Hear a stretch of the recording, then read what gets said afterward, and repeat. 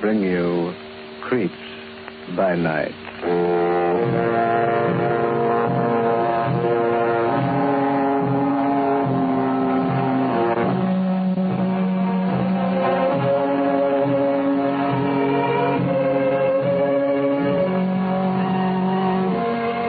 The Blue Network presents the international star of stage and screen, the master of mystery, Boris Karloff, in Creeps by Night.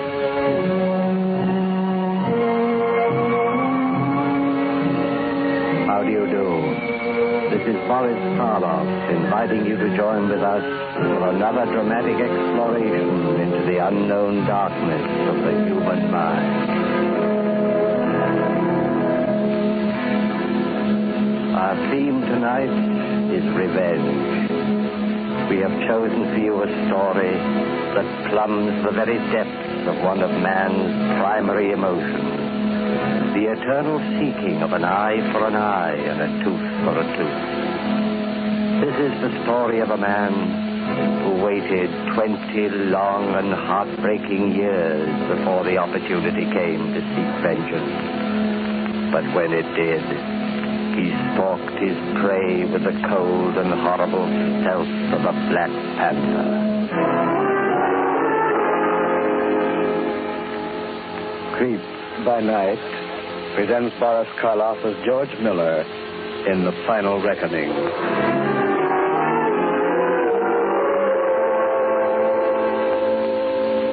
Our scene is the warden's office at the state penitentiary. A middle-aged man, his shoulders hunched and his hair prematurely gray, stands before the warden's desk, clothed in an ill-fitting prison-made suit. His face is yellowed with the pallor of long confinement, but his eyes, set deeply in dark-shadowed hollows, are bright and clear. Looking at him, the warden speaks. Well, I wish you'd reconsider, George. I don't like to see you walk out of here in your condition.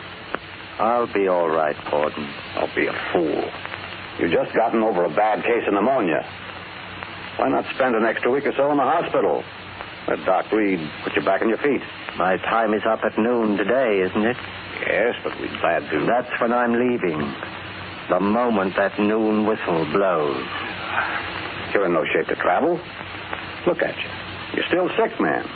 Deathly sick. I've been sick for almost 20 years, Warden.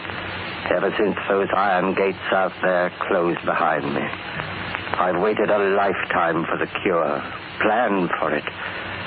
Now I'm going to get it. Oh, you're just being stubborn, George. I don't understand it. You've been a model prisoner in every way. In the entire history of the penitentiary, only 3 men have had life sentences commuted. And you're one of them. And yet, in a matter that concerns your well-being, you act like an obstinate fool. Why? Because I've got something to do. Something very important.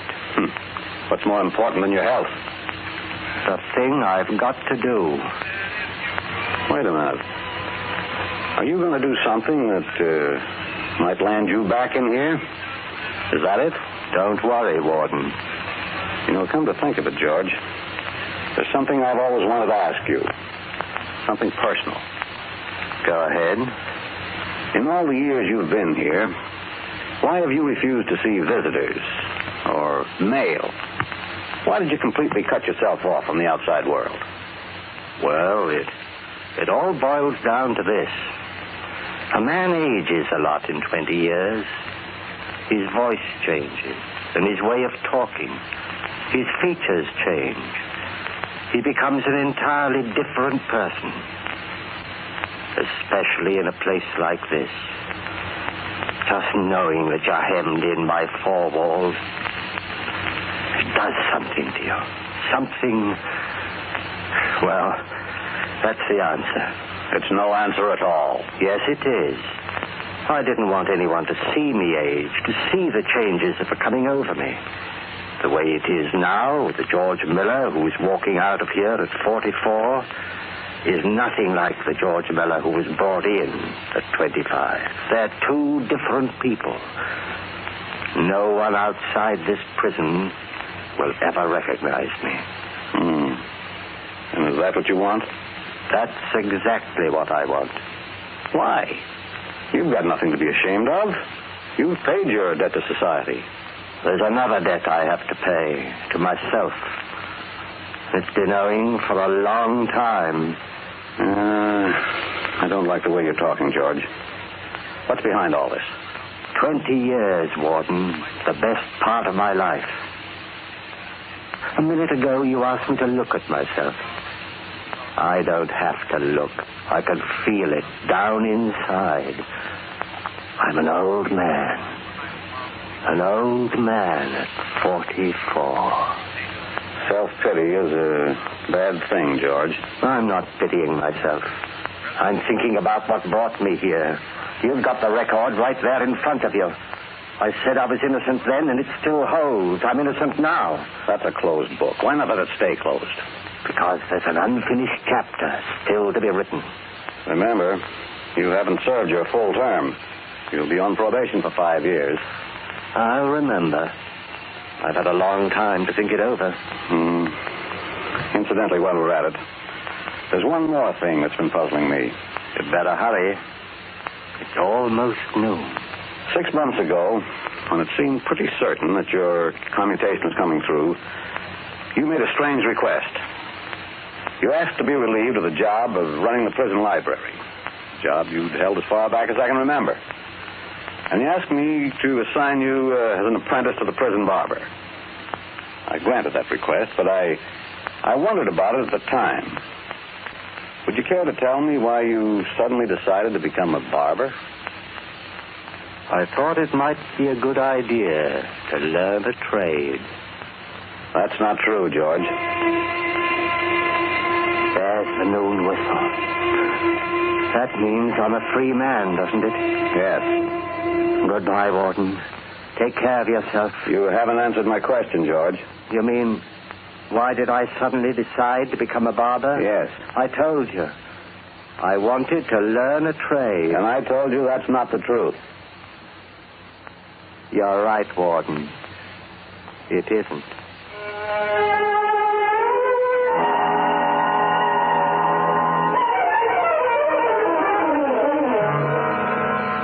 I hear George Miller's out. No kidding. Yeah, got his sentence commuted. Did they so? If he does, he better start moving. Charlie, this is Duke. I just got tipped off. George Miller's out. Wonder what Ace will do. You want to hear something, honey? George Miller's out. Boy, would I like to see Ace when he gets a nose. George Miller's out. George Miller's out. George Miller's out. George Miller's out.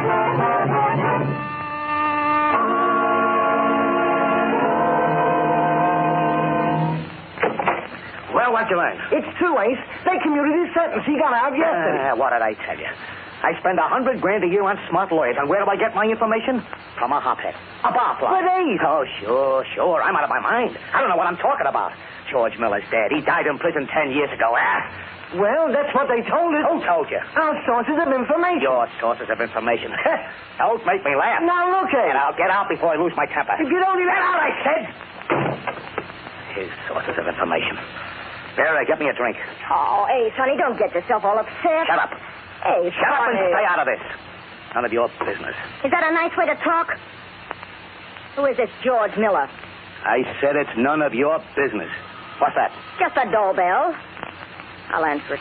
Wait a minute. Now what? Don't open that door till you find out who it is. A ball that... You heard me. Find out who it is first. Okay. Who is it? Who is it? No answer, Ace. Damn. Miller, trying to trick me. Ace, right as a sheet. Take it easy. Keep your voice down. Now listen to me. In case anything happens, he threatened me. I had to protect myself. Do you understand? Yeah, but... Ace, what are you doing with that gun? Never mind. You just follow orders. All right. Now open the door. Slowly. Ace, honey. Open it, I said. Nobody here. What's that on the floor? What is it? Rat! A dead rat!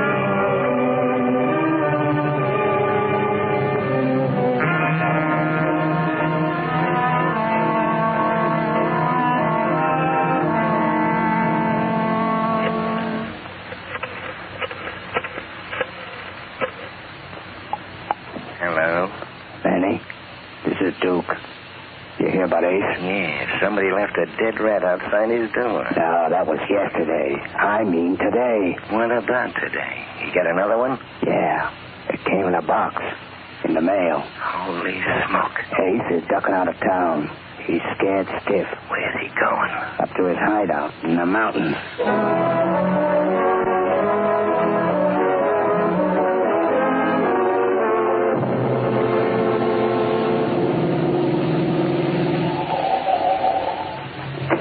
All right, take the car around to the back, Chuck. Okay, boss. What about the bags, Ace? Chuck will bring them.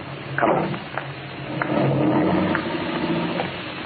How long have you had this place in the mountains, Ace? Oh, a couple of years. Sure is gloomy looking. Hell, what did you expect? A summer resort? All I want is a place to hole up. Lay low, the boys get Miller. Well, there should be a bell around here. Somebody in the house? Don't you ever get tired of asking questions, Vera? I told you on the way up there's a caretaker. The bell doesn't work. Well, it's asking. This is all a lot of crazy. Nobody's asking you. Ace Dinelli running away from a stir bomb. Pipe down. Somebody's coming. Good evening, Mr. Dinelli. Oh, good evening. Is everything all set? Yes, sir. The master bedroom is ready. We'll go right up. This is Miss Carroll. How do you do? Hello. You're not the same man was here last year, are you? No, sir. That was Edward, my cousin. He's been ill, and I've been substituting for him. My name is Walter. Okay. Bring up a couple of brandies. We'll be upstairs. Yes, sir. I sure hate to be holed up in a place like this for the rest of my life. Well, just say the word, and Chuck will drive you back into town. I'm just kidding, Ace, honey. Well, stop it. Right now, I'm not in a kidding mood. Okay. Now, there. What's wrong with this room? Well, it's very nice. Plenty of space, 4 closets, double exposures. What more do you want? Nothing, darling. Just a kiss. Now, wait a minute. Close the door. Since when were you bashful? Now, look, Vera. Get one thing straight. I came up here to play safe. There's a guy gunning for me. Until he's out of the way, I'm not taking any chances. Sure, I understand, honey. What I don't get is why you're so afraid of this George Miller, whoever he is. What did you do to him? Yeah. He thinks I sent him up, put him behind bars. Did you? You know, one of these days, Vera, you're going to ask the wrong question. I know. It's none of my business. That's the ticket. Did you tell me one thing, Ace? What? Those dead rats. The one we found outside the apartment door, and the one that came by parcel post in that little wooden coffin. What do they mean? What do you think they mean? I don't know. It's got something to do with George Miller. Yeah, well, you guessed right. Miller's trying to get me jittery. He knows I've got a bad heart. Planting these things to tell me he thinks I'm a rat. A dead one if he has anything to do with it. Hey, Tom. Now, don't worry. I'm safe up here. The boys will get Miller. Yeah? It's Walter, sir, with your brandy. Okay, come in. Just put the tray down on the table. Yes, sir. Will that be all, sir? I guess so. What about our luggage, Ace? Oh, yes. Did my man bring the bags up? Yes, sir. They're in the hallway, sir. Well, bring them in, will you? Yes, sir. Soda or water, Ace? Yeah, I'll take it straight. Where shall I put the bags, sir? Oh, just set them down any place. Yes, sir. Will that be all, sir? Yeah. And don't forget to lock up. I won't, sir. Good night. Night. Night. Oh, that yes and no sir routine is going to drive me nuts. He talks like one of those fancy movie butlers. Looks like a zombie. Here's your drink, honey. Yeah. How about you? No, I better get the bags unpacked first. All the stuff will be wrinkled. Well, here's how. I needed that drink. Now, maybe I can relax. Sit down and take it easy, honey. You know, it's not going to be so bad staying up here for a week or two. Hey, how do you open this bag, Ace? Which one? Yours. Black leather. Oh, there's a little gadget on the lock. Just press it and it snaps open. You got it? Uh-huh. And we'll get a good rest. Oh! What's the matter? Look! The bag. What? Another dead rat.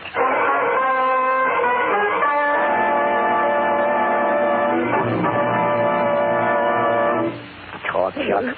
Talk, you double-dealing skunk, or I'll cut your skull. Please believe me, I didn't do it. Honest, I didn't. Talk, I said. Spell it. I ain't got nothing to spell. Now, listen, Chuck. I know your kind. I know them from way back. You tell your mother for cash on the line. George Miller got to you. He paid you to slip that dead rat into my suitcase. Get up.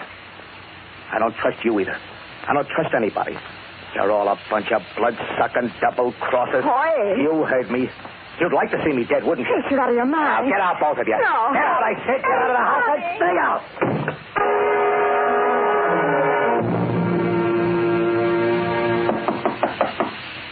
Yeah, who is it? It's Walter, sir, with your brandy. Oh, bring it in. This is the last bottle, sir. Yeah, put it down. Yes, sir. Will that be all, sir? Yeah, that's all.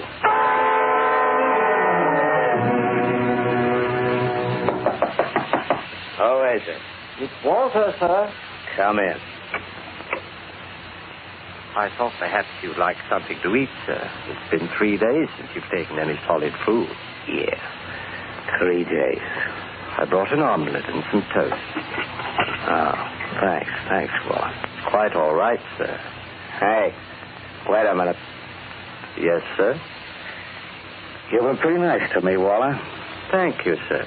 Yeah, pretty nice. And I'm the kind of a guy who don't forget. I don't forget if a guy's nice to me. And I don't forget if he stabs me in the back. Neither do I, sir.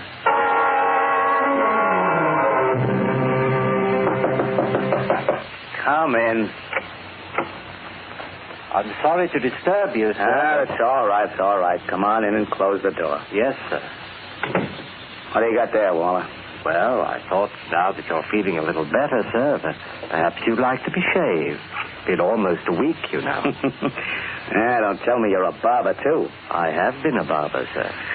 Well, I could use a shave, I guess, all right. If I may say so, sir, I think you'll find it very refreshing. Okay, go ahead. Where do you want me? The chair you're sitting in will be all right, sir. I'll get some warm water in the bathroom. You know, Waller, I've been thinking. When I go back into town, I'm going to take you with. Yeah, I could use a man like you. That's very kind of you, sir. I like people like you around me.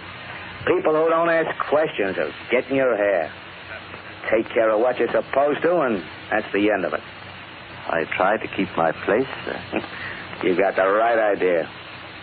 Now, what'll I do, lean back? In just a moment, sir. I'll have to fasten the strop to the back of the chair. I want the razor good and sharp. You'll need it sharp for this beard. Yes, sir. You must have been wondering about me these last few days, Waller. No, sir. Not particularly. You mean you wouldn't like to know why I've been hiding out here in the mountains? Sure, you must have a good reason, sir. Yeah, you can say that again. Someone's gunning for me. Gunning for you? Uh-huh. Somebody trying to get me. Guy named Miller. George Miller. The name sounds familiar. He got a life sentence for murder 20 years ago. Yeah, there was quite a story on it in the papers. He killed a girl. Did he? That's what the jury thought. They gave him first degree with a recommendation for mercy. That saved him from the chair. What did you think? What did I think about what?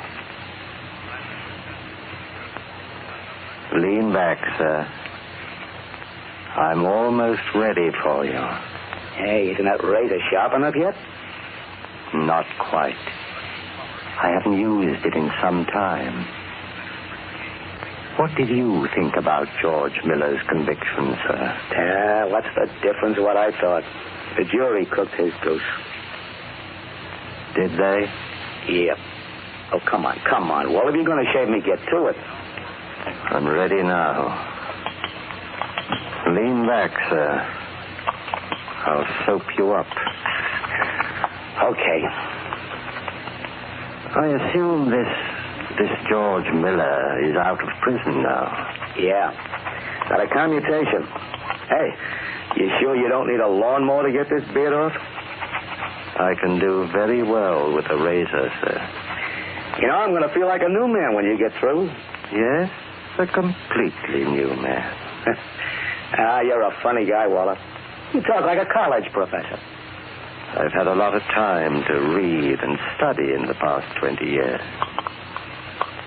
A lot of time. Yeah? That's enough soap. Now just relax, sir. Does the razor pull? Nope. Feels all right. That's fine. Nothing like a good, sharp razor. Yeah. Now don't move. It's rather difficult shaving you in this chair. If you move, I may cut your throat. That's not funny. It wasn't meant to be funny, Ace. What did you say? Sit back, Ace. One slip and you're finished. You're a dead rat. George Miller. That's right. It's been a long time, hasn't it, Ace? George, you wouldn't kill me in cold blood, would you? This isn't cold blood, Ace. This is hot blood, heated for 20 years. That's how long I've waited. Feel how sharp the razor is. No, George. Be careful. Doesn't take much to split a throat from ear to ear. You know that. George, I'll give you anything you want. Name your price. You couldn't meet it. Only one thing can pay for those 20 years. George, I've got a bad heart, you know. Yes, so I've heard. All I'm asking for is a break. Did you give me a break when you framed me and set me up for life? I figured you'd beat the rap. I never thought they'd convict you. Then you admit framing me. Yeah, but I never figured... You admit that you killed the McGuire girl because she knew too much, because you wanted her out of the way. Yeah, but that's enough. It's more than enough. Now feel the razor on your throat. Cutting. No, George. No. Cutting deeper. Down. Deeper.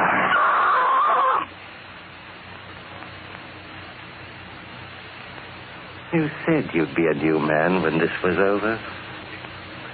But you're wrong, Ace. You're only a dead rat. Who is it? It's there, Ace. Have come back.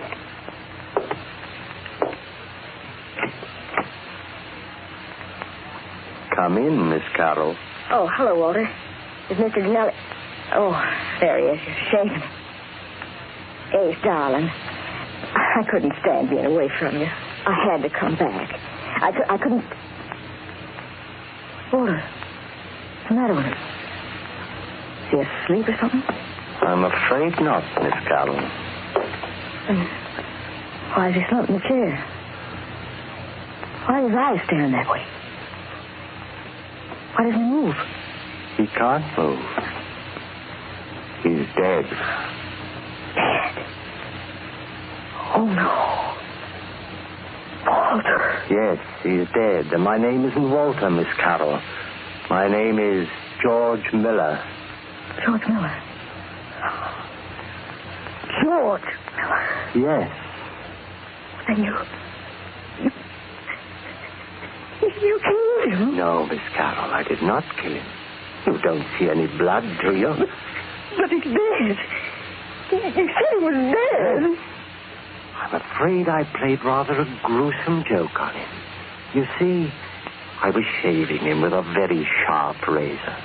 After I told him who I was, I held the back of the blade, the dull side, against his throat. As you know, he had a bad heart. Unfortunately, it couldn't stand the strain. You murdered him. You got the chair for this. You're wrong, Miss Carroll, quite wrong. Ace Dinelli died of a heart attack. That's what a medical autopsy will show. You caused it. You brought it on. That would be very difficult to prove. I figured this out so carefully, Miss Carroll. I paid with 20 years of my life for a murder I did not commit. And now there's nothing the law can do to me for one that I did commit.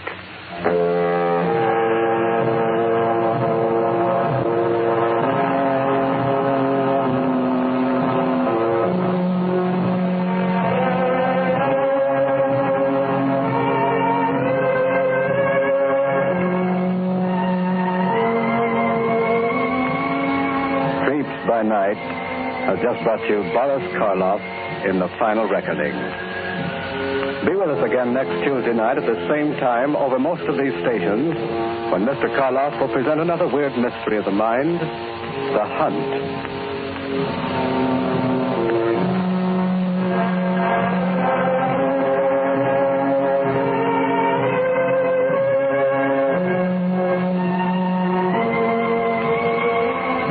Night is directed by Dave Drummond. Original music is composed and conducted by Al Sack. The entire production is under the supervision of Robert Maxwell.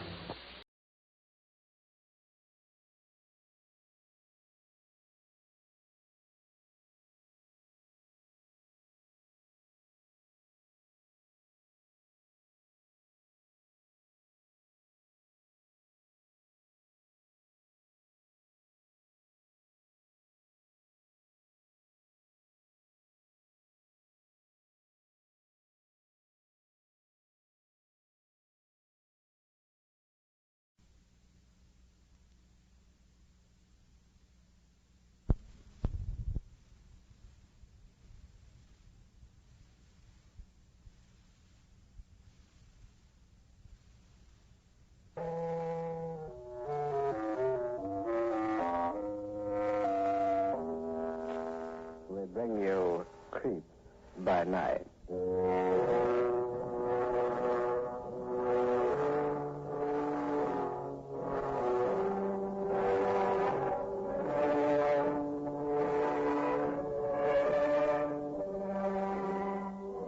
The Blue Network presents the international star of stage and screen, the mastery of mystery, Boris Karloff in Creeps by Night.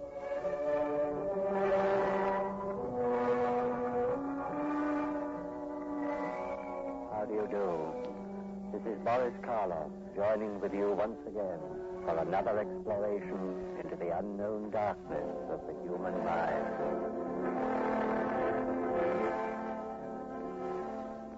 Tonight, our story illustrates in terrifying terms the oft-repeated theme of this program.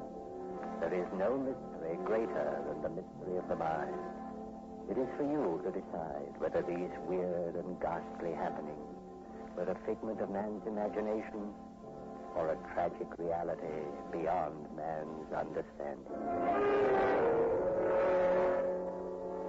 Creeps by Night presents Boris Karloff as Loomis Horton in The Hunt.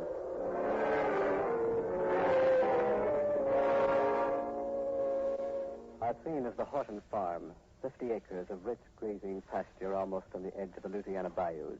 The legendary swampland that for centuries was the spawning ground of black magic and voodoo. The night is warm and dark, its heavy silence broken only by the hum of insects, the chirping of crickets, and the occasional deep-throated croak of a bullfrog off in the swamp. Suddenly, the shadowed outline of a human figure appears at the edge of a cypress grove behind the weather-beaten Horton house, and a soft, whistled signal rides the still night air.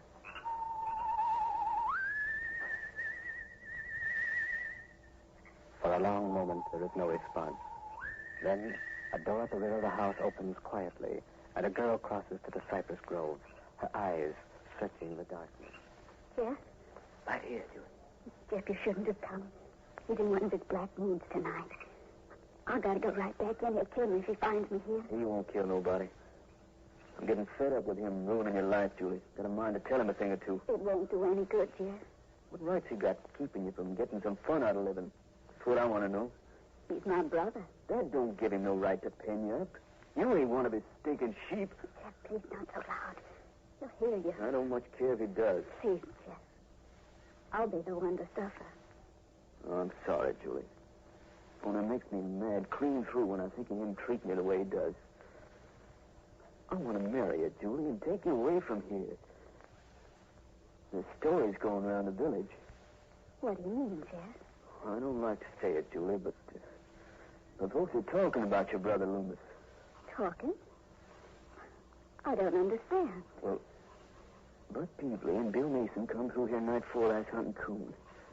Said they saw Loomis out in the east pasture, digging a grave. A grave? Yeah. He's burying something.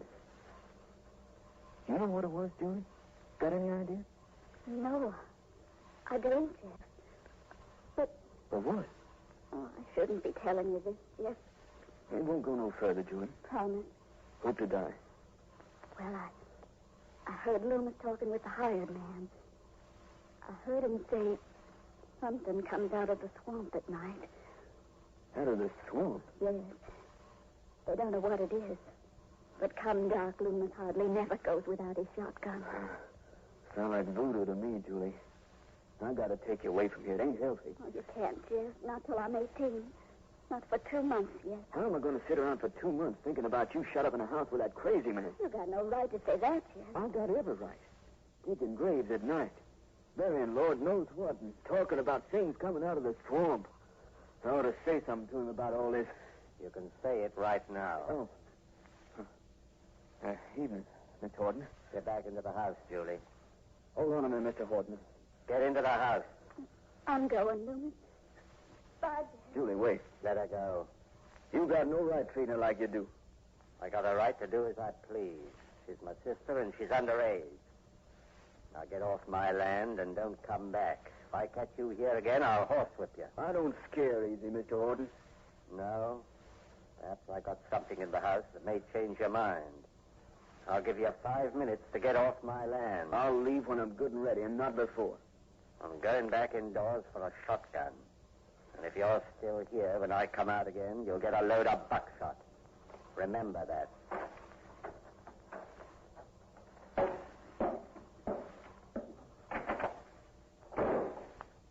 Dirty low-down skunk. Just let me catch him once off his own land. Just once. I'll beat his ugly head off.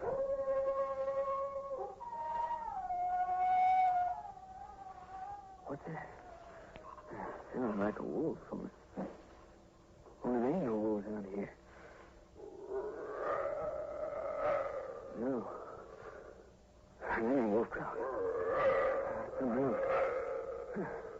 Come closer. I'm sneaking through the cypress grove. I wonder what it is. Maybe I better...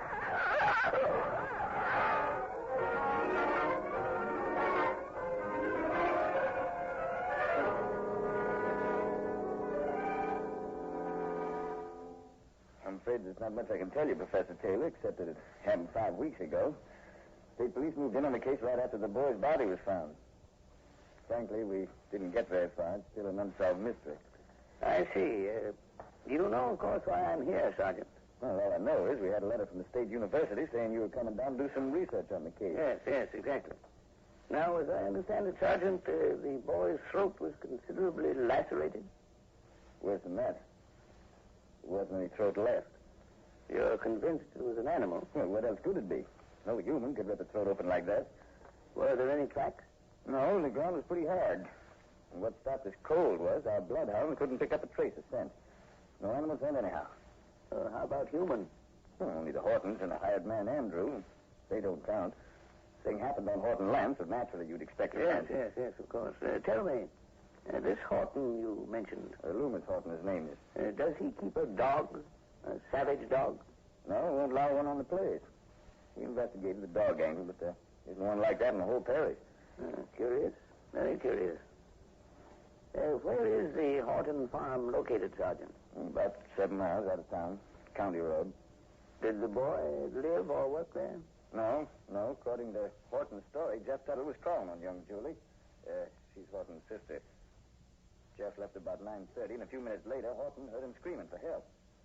Horton ran out the back of the house, found Jeff at the edge of a cypress grove. Saw him dead. Mm-hmm. I'd like a little talk with this Horton, Sergeant. Well, I don't know. He's a queer duck. Doesn't take much to strangers. And it doesn't take much to anybody, as a matter of fact. Really? Well, he puts in most of his time looking after his farm and his sheep. Keeps one hired man. Between the two of them, they manage pretty well. Then there's his young sister, the girl Jeff Tuttle was calling on. He doesn't let her out of his sight. Keeps pretty much cooped up in the house. Nice-looking girl, too. Mm-hmm. Would it be possible to drive out to the Horton farm tonight, Sergeant? Let's see, 10 minutes to 8. It'll be dark by the time we get there. Well, you're not afraid of the dark, are you? I'm not afraid of anything I can see. Let's go.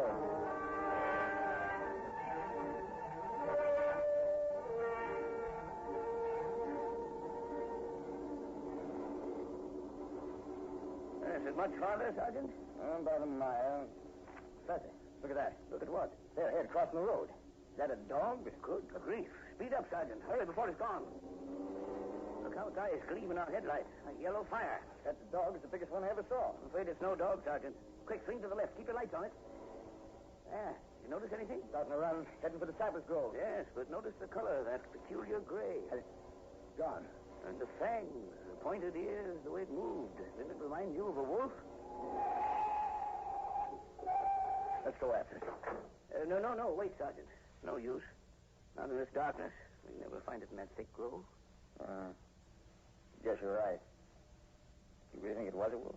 I said it reminded me of one. Well, we don't have wolves in this section, Professor. Yes, I know. Sergeant, I think it's time I told you the kind of research I intend doing. Do you know what lycanthropy is? No, can't say I do. Well, it's a form of madness, a disease of the mind. Those who are afflicted with it imagine they've turned into wild animals. They develop a taste for blood and often commit violence when the spasm seizes them. Once the seizure is over, they return to normalcy with no knowledge of what occurred. Sounds pretty horrible. Yes, it is horrible. You understand there's no physical change except the deepening of the voice, as far as we know. What do you mean, as far as you know? Well, some authorities believe the disease may be so deeply rooted in certain human beings that when a spasm seizes them, their actual physical appearance is altered. They take on the form as well as the habits of wild beasts. They're called werewolves, men who turn into wolves. Right. Well, what's the matter, Sergeant? Why did you jump? It just kind of hit me. Bloodhounds not finding any animal scent, and then that gray thing we just saw running across the road. Well, we mustn't leap to conclusions, Sergeant. No true werewolf has ever been found, although there are many alleged eyewitness accounts claiming that such creatures have been seen, particularly in the Balkan countries of Europe. Thus far, though, we have no positive scientific proof that werewolves really exist. Hope they don't. So do I, Sergeant. I devoutly hope so. But the case of this young man whose throat was torn out presents some aspects I'd like to investigate. I'm beginning to see what you're thinking about. I suggest we drive on to the Horton farm, Sergeant.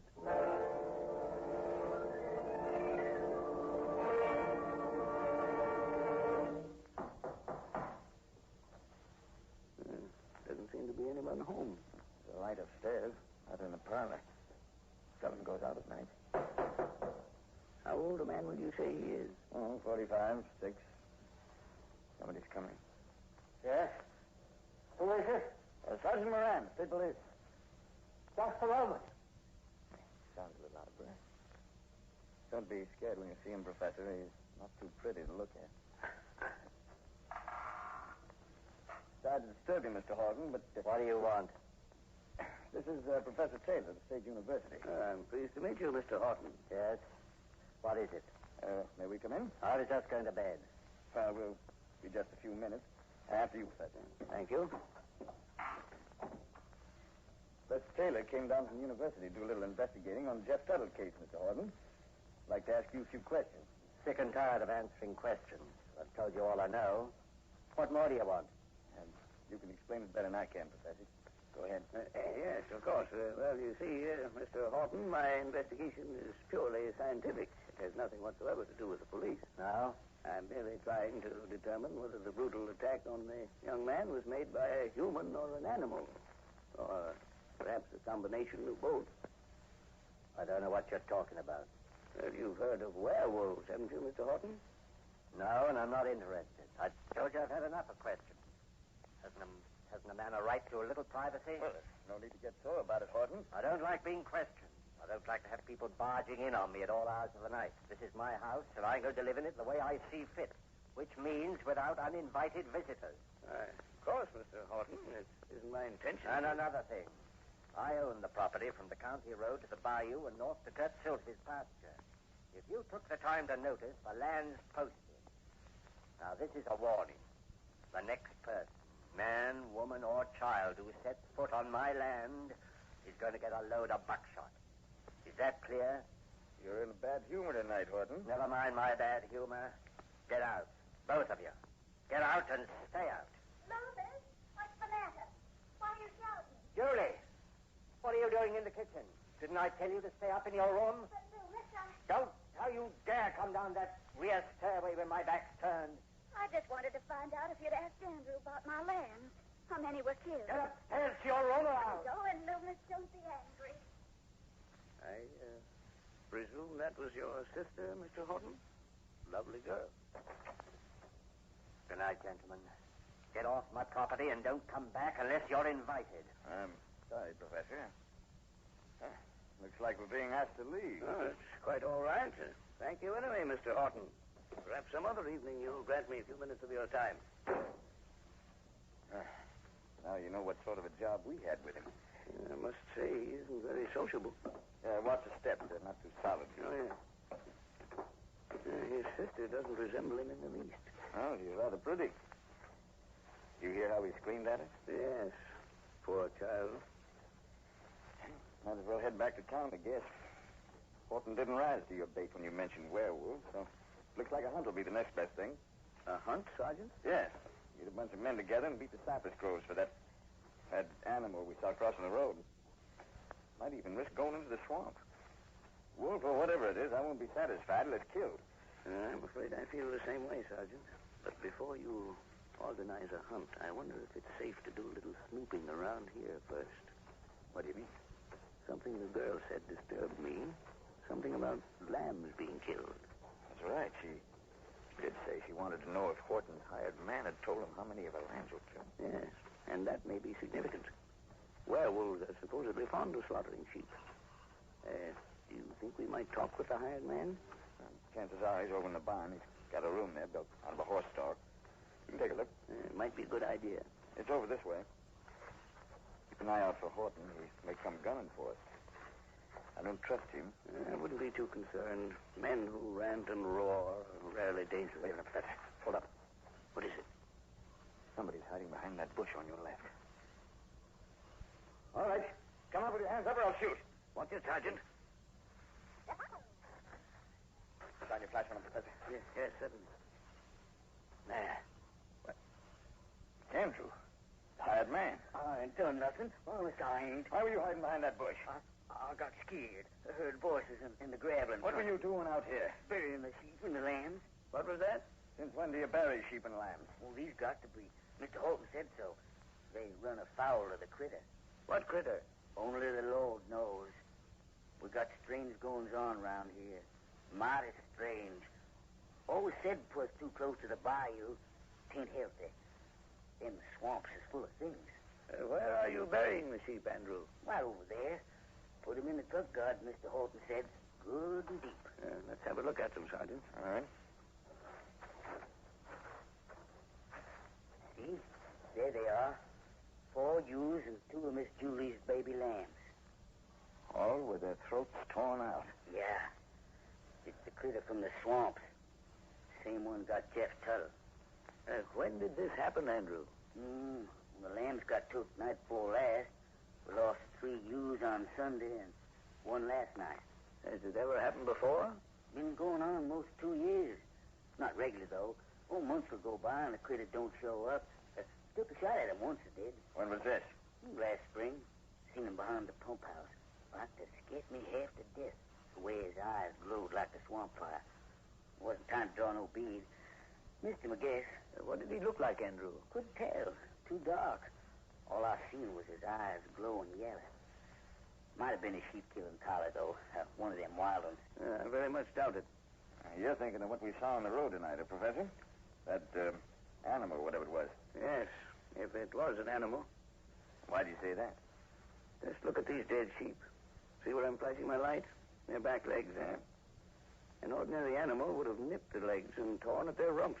There's not a mark on them, except at their throats. Somebody's coming. Gravel's crunching. Must be Horton. Duck behind the bush, Professor. We don't want him to catch us here. Don't say anything, Andrew. Keep low. Here comes.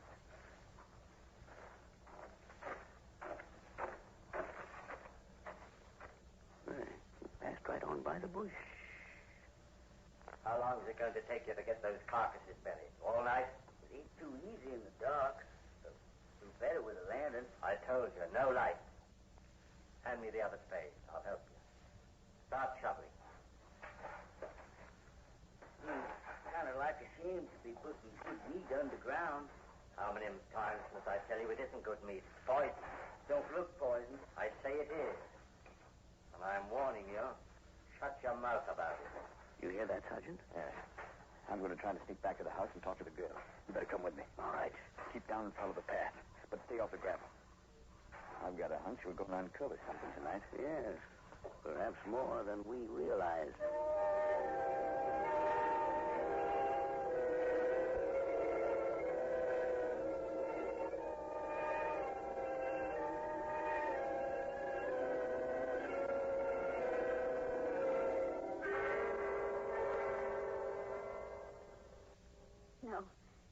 No, I'm afraid. If I say anything, he'll kill me. You'd better go. Don't let him find you here. Now, don't worry about us, Julie. We want to help you. Why does your brother keep you locked in the house? He says it's for my own good. But that's not true. I know why he does it. Why? There's something going on. Something he doesn't want me to see. Something that isn't human. What do you mean, Miss Horton? I can't explain it, but I'm sure he murdered Jeff. I'm sure of it. There now. What makes you so sure, Julie? That night. The night Jeff was killed.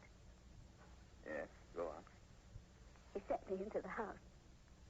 He was out there alone with Jeff. It was dark. Pitch dark. Go ahead, Julie. I heard their voices. My brother was shouting at Jeff. He said he'd kill him if he didn't get off the property. I think we'd better get her out of here, Sergeant. No, I can't go. I can't. Why not, Julie? He'll follow me. He'll do to me what he did to Jeff. Sergeant, someone's coming. I hear footsteps on the front porch. All right, quick, get her out the back way. Take her to the car and wait for me there. You know where it's parked. On the county road right at the entrance to the farm. Yes. Well, come, my dear. No, I'm afraid. Well, there's nothing to be afraid of. Everything's going to be all right. Julie. Julie, where are you? She's gone, Horton. What are you doing here? I want to talk to you.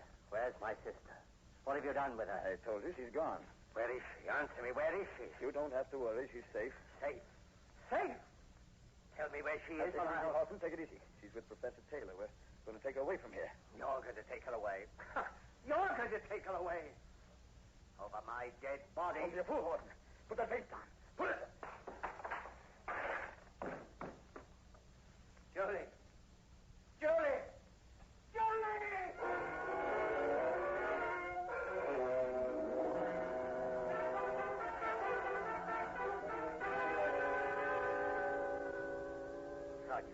Sergeant, wake up. You gotta wake up. Terrible things is happening. Sergeant. Please wake up. I hate it, I tell you. I hate the critter. It's come from the swamp again. Oh, what happened? Sergeant, it's me, Andrew. We gotta go after it. After what? The critter. I hate it, howling for blood. Where? Where'd you hear it? Out near the county road. Good Lord. Help me up. Hurry.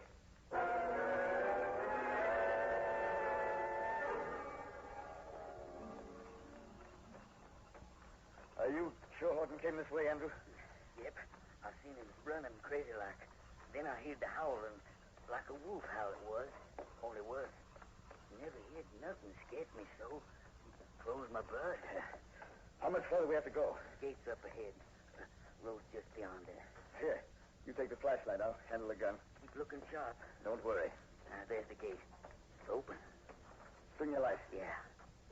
Wait. Hold it. Lord, to mercy.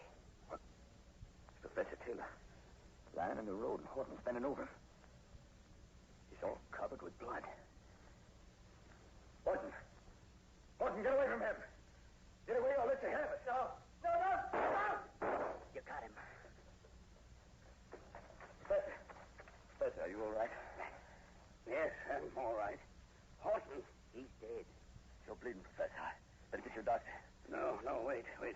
the road, in the bushes, near the cypress grove. What? Is it? It's the swamp critter. Shoot, Sergeant. Shoot into the brush. Don't let it get away. Think I got it. Good. Come on, Andrew. We'll take a look. Coming.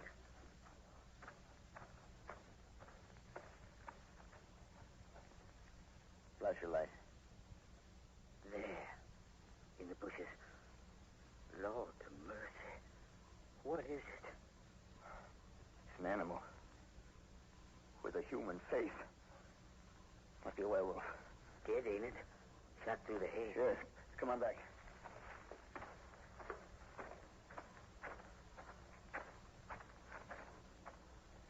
You were right, Professor. Looks like a werewolf.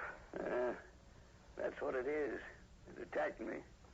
Horton fought it off. What? You mean he had nothing to do with it? No, but he knew all the time. He'd known for years. What did he know? The werewolf was his sister, Julie.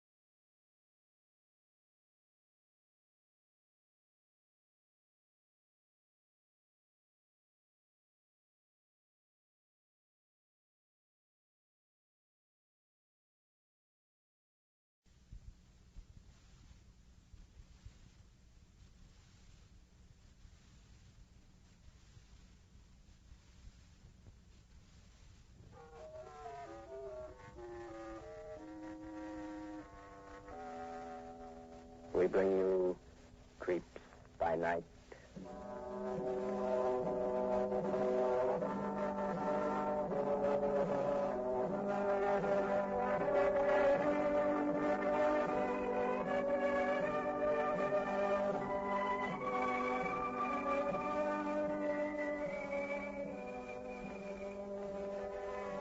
The Blue Network presents the 13th in a series of dramatic explorations into the vast and unknown darkness of the human mind.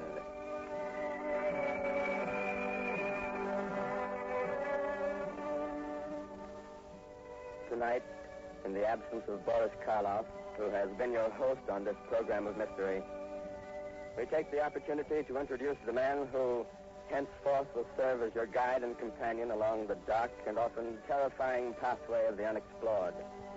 He will come to you only as a voice, since for reasons best known to himself, he prefers to remain anonymous. He stands before me now, ready to lead you into the dim and distant world beyond the realm of human understanding. Creeps by Night presents its master of mystery, Dr. X.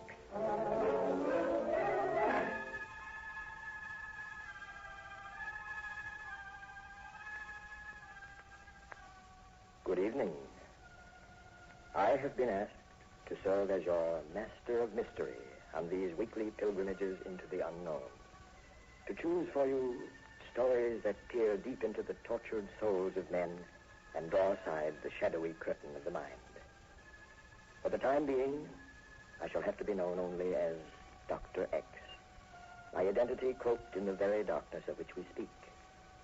Perhaps some of you will recognize my voice. If you do, I pledge you to secrecy. It will be my duty on this program to select for you stories that have been drawn from the mystery of life itself. From time to time, I will invite leading actors, men like Peter Lorre, Bela Lugosi, Edmund Gwenn, Basil Rathbone, and others, to participate in our dramatic explorations. But enough of talk. Join with me now as we see unfolded before us the weird chronicle of the walking dead.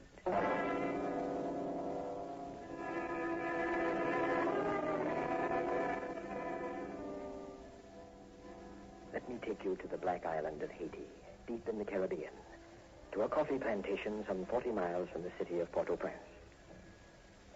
long after dark, and the night is hot and sultry, deadly quiet, save for the rhythmic beating of native drums off in the distance. At long intervals, a human voice cries out, rising above the drums like the dismal wailing of a lost soul. On the porch of a cottage adjoining the plantation office, a man stares out into the darkness, obviously waiting for something. Suddenly, a car swings into the open gate, its headlights blazing. It pulls up before the cottage, and a gray-haired man, carrying a black bag, steps out. He mounts the steps, and the man waiting on the porch greets him. Dr. Nelson? Yes. I'm Walter Craig, manager of the plantation. Glad to know you, Mr. Craig. Sorry about being so late, but your call to the public health office somehow got lost in the shuffle. We've been under terrific pressure these last few days. It doesn't... Doctor, too late, eh? One of your foremen, wasn't it? Yes. He's still alive, but I don't think there's much you can do for him. Well, I'll try. Where is he? Across the road in that hut. But before you see him, I think I'd better tell you something about this. Go ahead. The man's name is LaRue. He's a Frenchman. He was released from the penal colony last April on probation. He came to me for a job, and I took him on because I needed help badly. I see. I put him in charge of a crew of native pickers, and he seemed to work out fine. He drove them hard, but he brought the crop in, and that's what counts. 10 days ago, one of his crew was found dead in the fields. Someone had hit the poor beggar over the head with a bailing hook and split his skull.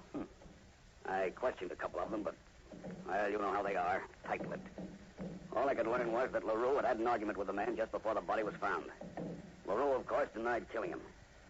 But that night, the rod of drums started to beat. They've been beating every night since. Why? The natives are certain LaRue murdered that beggar. They've been trying to put the hex on him. Hear that? It's the death wail. They know he's dying. They know it because they're killing him. Oh, now, hold on, Craig. It's all right to talk about native customs and black magic, but you can't kill people by beating drums and wailing. Doctor, how long have you been in Haiti? 6 months. But what difference does that make? I've been on the island for 15 years, and I've learned one thing. There's a great deal that goes on down here that we know nothing about, that we can't explain. Oh, now, You can call it voodoo or black magic or anything you wish, but it's there. Let me tell you what's happened. Go ahead. The more they beat those drums at night, the more LaRue drove the devils during the day. I warned him to lay off, but he laughed. The night before last, I caught 2 of them sprinkling graveyard dirt around his hut. What's graveyard dirt? They believe that dirt dug from around a corpse can maim and kill. That's rubbish. Maybe it is. But remember this. These natives are experts on poisons. They use dogwood root and bamboo dust, both deadly and with no known antidote. They use dried and powdered lizard, and some stuff they get out of the gallbladders of alligators. Maybe there is something in graveyard dirt. I don't know. I doubt it very much. Well, at any rate, after I caught those 2, I told LaRue he'd better get off the island if he knew what was good for him. He said he'd think it over. But they didn't give him a chance. This morning he couldn't get out of bed. His legs were paralyzed. I watched him all day, and the paralysis kept creeping up his body. He can scarcely breathe now, and he can't talk. All he does is mumble. Well, that's strange. Let's get a look at him. I'd better tell Miss Carlyle you're here. She'll probably want to come along. Incidentally, she doesn't know anything about this except that LaRue is sick. Who's Miss Carlyle? Her father owns this plantation. He died back in the States last month. She came down a week ago to look things over. She's inside the cottage. I'd rather not have a woman present when I examine him, Craig, if it can be helped. Well, all right. Follow me. Wait a minute. What's the matter? The drums. They've stopped. Oh, that's fine. They were beginning to get on my nerves. Come on. No, wait. Do you hear anything? Low voices and the shuffling of feet? No. I do. I'd better get a flashlight. Good Lord. What's that? I thought something was wrong. They've surrounded LaRue's hut. Mr. Craig! That's Miss Carlyle. Excuse me a minute. I'm out here on the porch. What's happening? All of a sudden, those drums and that chanting. Oh, there's someone with you. It's Dr. Nelson of the Public Health Office in Port-au-Prince. How do you do, Miss Carlyle? Oh, I'm so glad you're here, Doctor. What's going on out there, Mr. Craig? The natives have surrounded LaRue's hut. Why? I don't know. We better get to him, Craig, before they do some damage. That racket certainly can't have a dying man. It's too late now. Too late. What do you mean? There's only one way to get along with the natives down here, Miss Carlyle. Don't interfere with them. Leave them alone. That's all well and good, Craig, but you say a man's dying in that hut. I may be able to do something for him. Of course, it's ridiculous. Order them back to their cabins, Mr. Craig. They won't take orders now. They're wild with religious fervor. That chanting you hear goes back 1,000 years to when there were savages in the jungle. Do you mean to say that you're going to stand Just by... a minute, Miss Carlyle. I'll send the houseboy over to see what's going on. See inside? Yes. Sobo! What's more? I don't quite understand why you can't order them away, Mr. Craig. You'll understand if you're down here for any length of time. Here comes the houseboy. You call, monsieur? Yes, Sobo. Go over to LaRue's hut and see what's happening. No, monsieur, no. No can go. Him make Bokor chant. La Rue lieu mort. Bokor make l'amour. What's he saying? He says LaRue's dead. That's the Bokor chant we're hearing. They're going to take his body away. They're going to turn him into a zombie. Oui, monsieur. Zombie. Of all the ridiculous nonsense. What's a zombie? What are you talking about? A zombie, Miss Carlyle, is a corpse that's been brought back to life. Down here, they call them a walking dead. Do you mean to stand there and tell me that you believe that? I don't believe or disbelieve, Miss Carlyle. All I know is that for centuries, the natives of Haiti have conducted weird rites. Sober here will tell you. Some of their ceremonies that make your hair stand on end. Is that any reason for letting a man die with savage drums beating in his ears? He's already dead. How do we know? They never used the Bokor chant except over a corpse. Now, look, Mr. Craig, I own this plantation and you're employed by me. And I insist that you order those natives away from that hut. Don't lose your temper, Miss Carlyle. I'm not losing my temper, Listen but to me a moment. I've had 15 years of Haiti. 15 years of learning how to get along with native help. You're not in the United States now. This isn't Georgia or Alabama. It's the West Indies. You're a foreigner in a strange land. A land where the roots of voodoo and black magic grow deep and strong. We know all that, Craig, but the fact still remains... Just a minute, Doctor. I've seen men disappear on this island. Vanish off the face of the earth. They were men who laughed at native superstition just the way you're laughing at it. don't be stupid, Mr. Craig. Nobody's laughing. We're trying to save a man's life. Why did you call Dr. Nelson from Port-au-Prince if you didn't intend him to examine LaRue? Yes, 40 miles is a long way to come to listen to native drums. Neither of you can understand what I'm driving at, can you? All I know is that a human being is lying in that hut, deathly sick.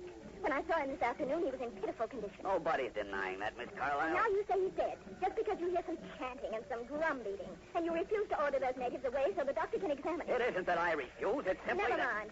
If you won't order them away, I will. Miss Carlyle, come back. Miss Carlyle. Craig, don't let her go over there alone. Quick, Doctor, after her.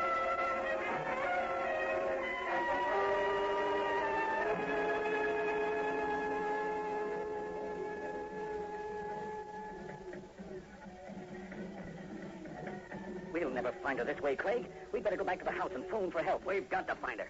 I don't trust those devils tonight. I never saw anything like it. She ran across the road toward the hut, and before we could get to her, they swallowed her up like an avenging cloud.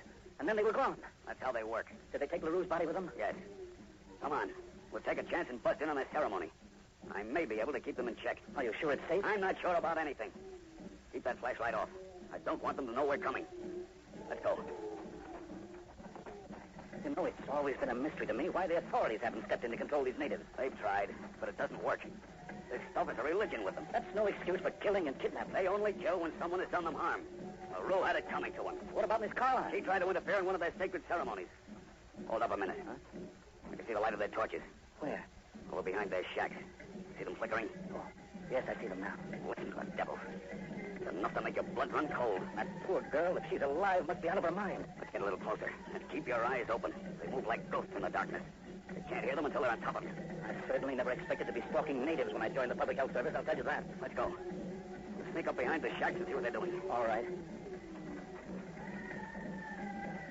Incidentally, Craig, how many of them do you think there are? About 200. Good Lord. Under ordinary circumstances, they're quiet and peaceful. Oh, I should have known better than to keep LaRue on the plantation. All this is his doing. Well, it's too late now to blame anyone. Over this way, Doctor. Crouch down. There. You can see him now. Hold up. They're all kneeling in a circle, except the one in the middle. Who's he? The Bokor, I guess. The head man. Oh, they stopped chanting. Now what? I don't know. Anything can happen. Don't move. It's a new chant. He's asking me questions and I'm answering. I've heard that before. I don't like the sound of it. Look, Doctor, you stay here. I'm going to walk right into that circle. You better be careful, Craig. That automatic isn't going to be much help against 200 maniacs. They'll have to tear you to pieces. I doubt it. Anyway, it's worth a chance. But wait, I'd better go with you. No, this isn't your affair. It's mine. In case I do run into trouble, get back to the house as fast as you can and put in a call to the police. Yes, I will. Okay. Wish me luck. Good luck, Craig. What was that? Monsieur, It's Sobo. He's crawling up behind us. I wondered what had happened to him. Monsieur, go back out. Bad stay here. We've got to find the girl, Sobo, the missing lady. No. Booker man make kill chant. That. What did you say? That chant. It's the kill chant. Go back. Sobo bring Missy lady. You know where she is? Sobo find. Is she alive? Ask him. Missy lady lives, Sobo. Sobo find. Sobo bring back. Go. All right. Come on, Doctor. Back to the house.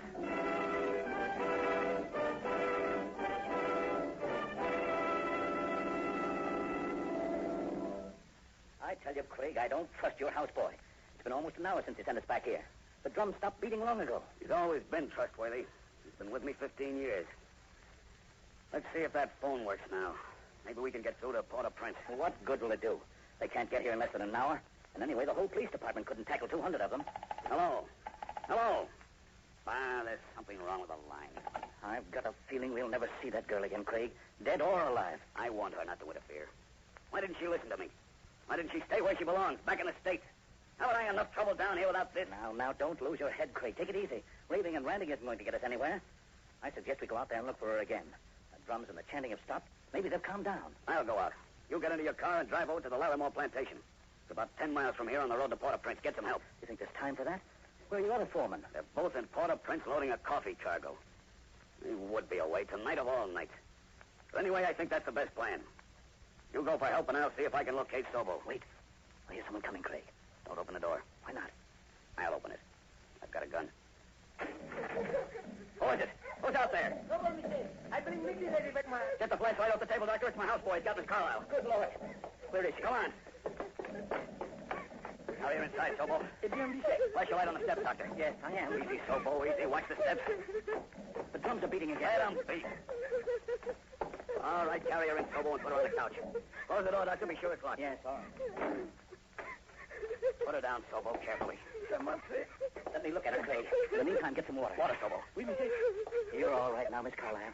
Just relax. Open my bag, Craig. You'll find some spirits of ammonia. Right. There now. Just relax. There you are. Oh, thank you. Now, just breathe deeply, Miss Carlisle. That's fine. Once more. There we are. Here comes the water. Oh, pour some in the glass. Put it on the table, Sobo. Feel better now, don't you? Yes. Here you are, Doctor. Oh, thank you. Now, drink this, Miss Carlisle.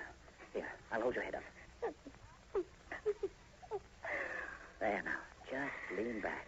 Oh, it was horrible. Simply horrible. I don't think you better talk for a while. I've got to tell you. They put his body in a grave. An open grave. A ruse? Yes. What happened when you ran across the road toward the hut? I don't know. Suddenly they were surrounding me. I could see their teeth flashing in the darkness. I screamed, and that's all I remember until I woke up. Yes? I was lying on the ground. They were all kneeling around the grave. His body was in it. There was a torch burning, and one of them was chanting. Booker make l'amour ceremony. What's that? Sobo says the man chanting was the Bokor. The one who makes the dead rise and become zombies. Now, I think we've had enough of native superstition tonight, Craig. Let's stick to the facts. How did you get away from them, Miss Carlisle? Oh, no one was watching me. They were all watching the body in the grave. I crawled off in the darkness, and Sobo found me, brought me back here. Yes, well, it's all over now. You had us worried for a while. I think you'd better try to get some sleep. I can't sleep. All I keep seeing is that poor man's body. Don't think about it. But isn't there anything we can do? Isn't there some way of giving him a decent burial? You might as well know what this is all about, Miss Carlisle. LaRue murdered one of the natives. Oh. Murdered him 10 days ago. They've been out to get him ever since in their own way. That's why the drums were beating every night. I told you it was their usual ceremony, just those enough to frighten you. But it was more than that. They were seeking revenge. And now they've got it. You mean because he's dead? That's only part of it. They're going through the zombie ritual now. That's what you saw at the open grave. According to their belief, they can bring LaRue back to life. Make him a living corpse who'll obey their orders. Well, then why were they putting his body in a grave? That's part of the ceremony. They bury him until midnight. Then the corpse rises as a zombie. That's right, isn't it, Sobo? Why, it's the most ghastly thing I ever heard of. And the most ridiculous. I wouldn't be too sure about that, Dr. Nelson. How long does the the person remain a zombie? As long as they want him to. The Bokor, the head man, controls that. They can stop it at will. How? You're asking me questions I can't answer, Doctor. Questions I wouldn't even attempt to answer. But this much I know. There are zombies on this island right now.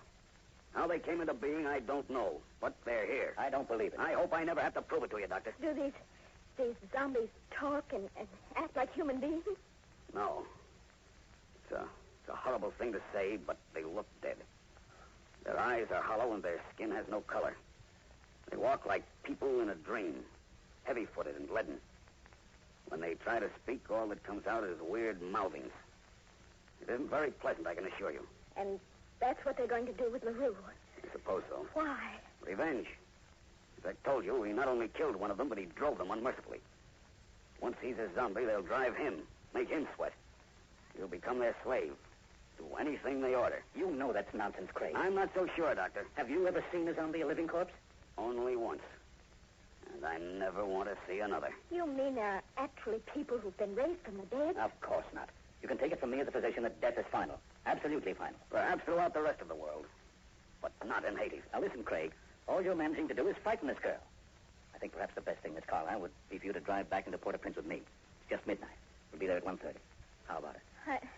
I don't know. It's a good idea. Chances are nothing's going to happen, but... What is it, Sobo? Steps on the porch. What? He says he heard steps on the porch. Don't be alarmed. I don't hear anything. Oui, monsieur. Steps. Where's the flashlight? I have it here in my pocket. Wait. Don't move. What's that? Sobo's right. Someone is on the porch. You stand over there with a flash, Doctor. Right. Get back, Sobo. I'll open the door. No, monsieur. No. Stand back, I said. Craig, listen. Zombie. No, lady. Doctor, take him into a bedroom and come back here. Hurry. Yes, come, Miss Carlyle. Please don't open the door. Get out of here, Doctor. Come, my dear. Sobo, Leave monsieur.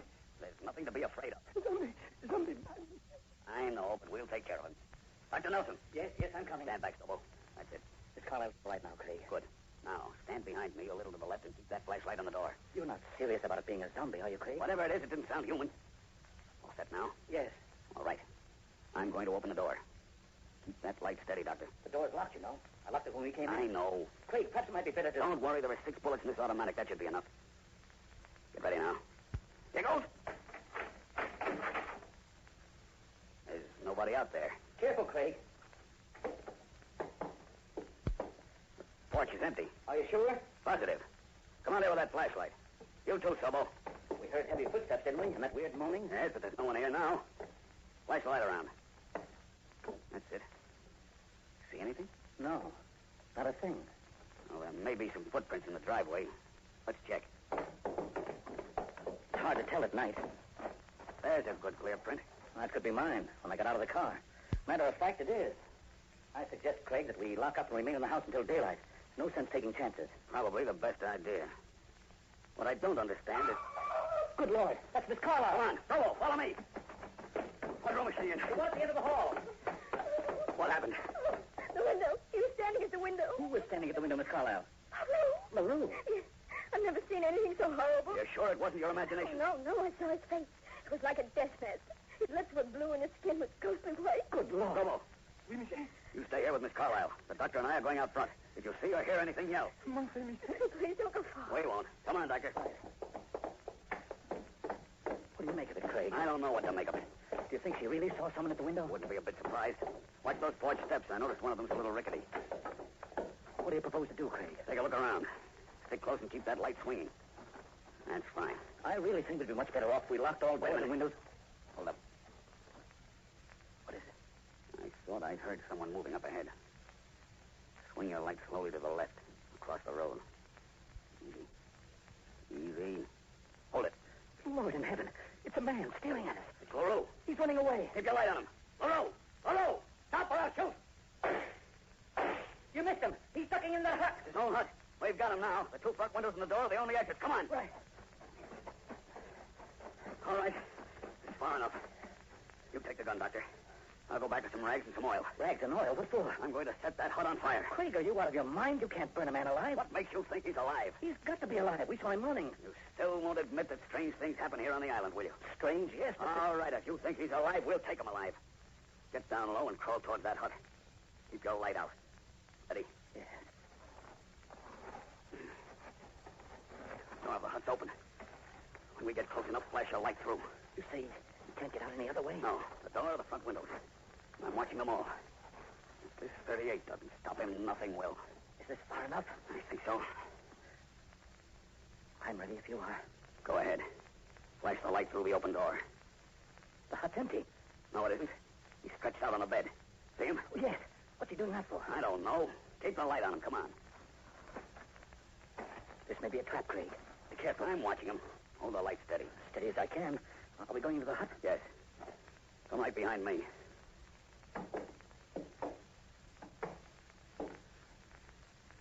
Well, there he is, Doctor. Hold the light, Craig.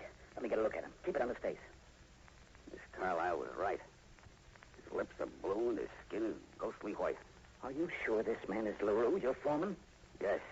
I can't believe it. What do you mean? Is this the man we saw running into the hut? Yes, of course. And you were right. Evidently, strange things do happen on this island. They do? Yes, Craig. This man has been dead for 3 hours.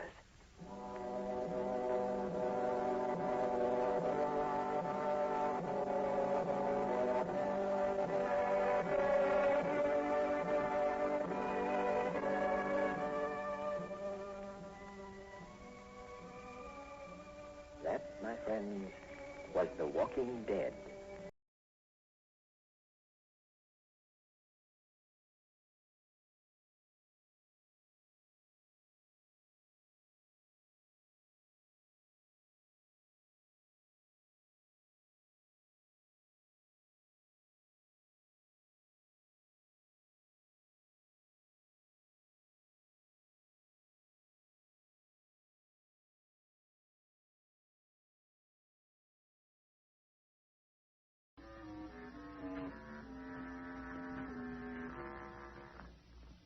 We bring you Creeps by Night.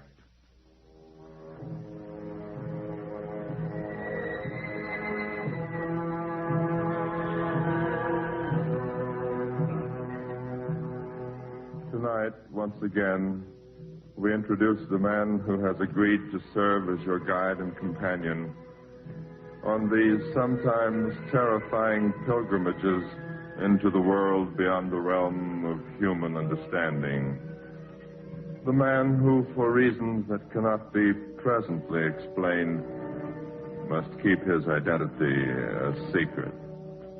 Creeps by Night brings you its anonymous master of mystery, Dr. X.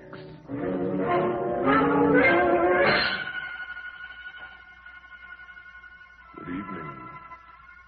This is Dr. X, joining with you for further research into the shadowy darkness of the unexplored, the darkness of the human mind. I wish first, however, to thank you for your letters commenting on last week's broadcast, The Walking Dead. Many of you requested that I reveal my identity, and a few of you hazarded a guess as to who I am. In due time, perhaps, I will be able to step out from under my cloak of mystery. But for the present, I ask you to bear with me, since I shall have to be known only as Dr. X. Tonight, I have a rare treat in store for you. Mr. Edmund Gwenn, the celebrated English actor, is our guest. The story I have chosen is drawn from the case book of medical science and concerns itself with the often ghastly power of fear. Yes, we are all slaves to fear in one form or another. But the fear that forms the basis for our dramatization tonight is undoubtedly the most horrible of them all. It is the fear of... But wait. Let me draw aside the curtain and bring you Mr. Edmund Gwenn as Ramsey in The Strange Burial of Alexander Jordan.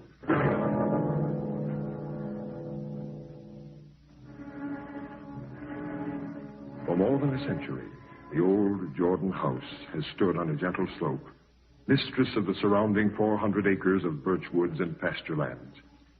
And now, inevitably, death seems near to the last of the strong men who have always owned it. Aged, irascible Alexander Jordan.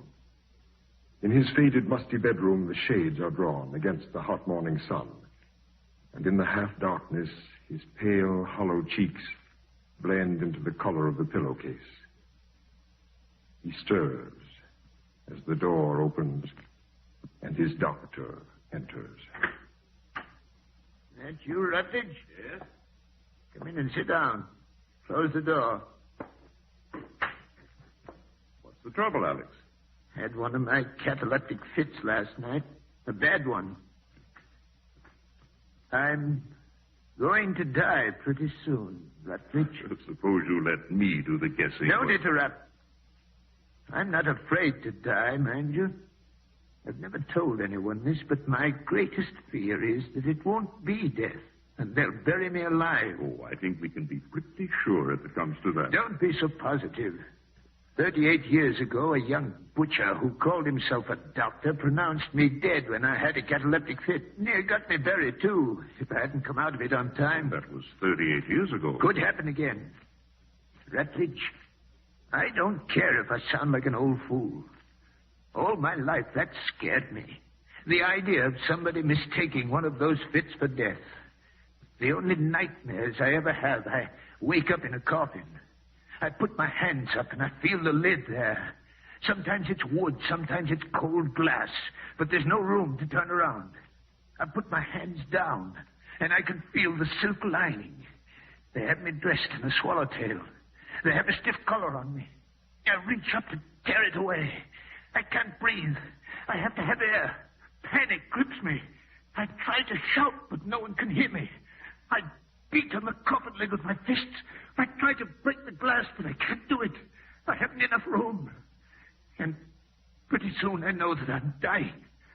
Really dying. In the cold horror of the grave. Because somebody mistook one of my cataleptic fits for death. I don't want that to happen, Rutledge. And that's why I called you. Oh, you're just getting worked up over nothing, Alex. Listen to me. When the day comes and my nephew, Ramsey, or his wife, Martha, calls you, I want nobody but you to come, Rutledge. I don't want any other doctor to pronounce me dead. Is that clear? Don't worry. I want you to go over me very carefully.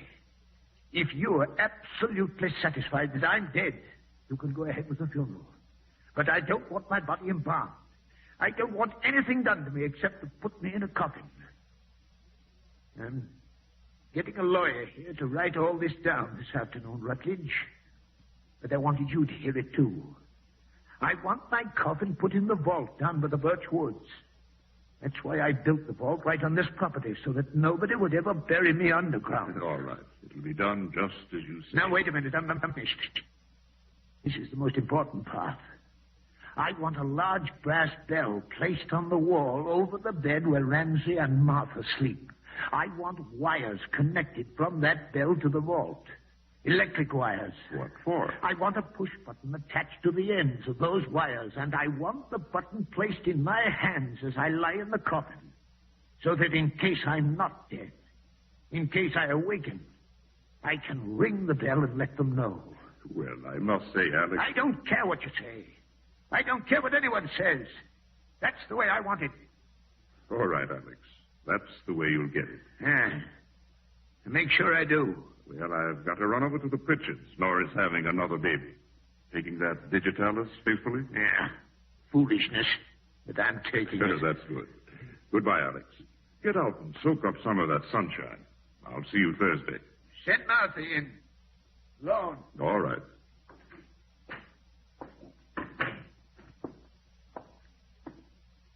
Just a minute there. Dr. Rutledge? Oh. Hello, Ramsey. I'd like to know why you came this morning, Doctor. I came because I was sent for. Why doesn't somebody tell me when the doctor's been sent for? Is my uncle all right? He's not dead. That's what you want to know. Not quite yet. See that he keeps on taking that prescription I left. He wants to see your wife. Alone. Martha? You heard me. Goodbye, Ramsey. I know the way out without your help. Goodbye, Dr. Rutledge.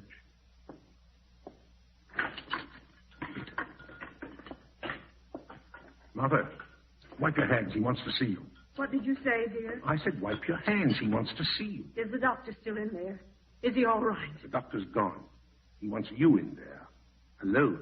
Oh, for goodness sake. Now what? Just a minute. Why is he asking to see you alone? Why, Ramsey, how should I know? Something's up. Rutledge was in there a long time. Why wasn't I told he was sent for? Why, well, you were in the field this morning when he asked me to call the doctor. Next time you tell me when he sends for people. And listen, when you get in there, watch what you say. Why, Ramsey, I don't know what you mean. You know very well what I mean. Just listen. And don't babble. He mightn't like my ideas about what to do with this place after he's dead. Go on in there now. You've already wiped your hands 6 times. Yes, Ramsey, dear.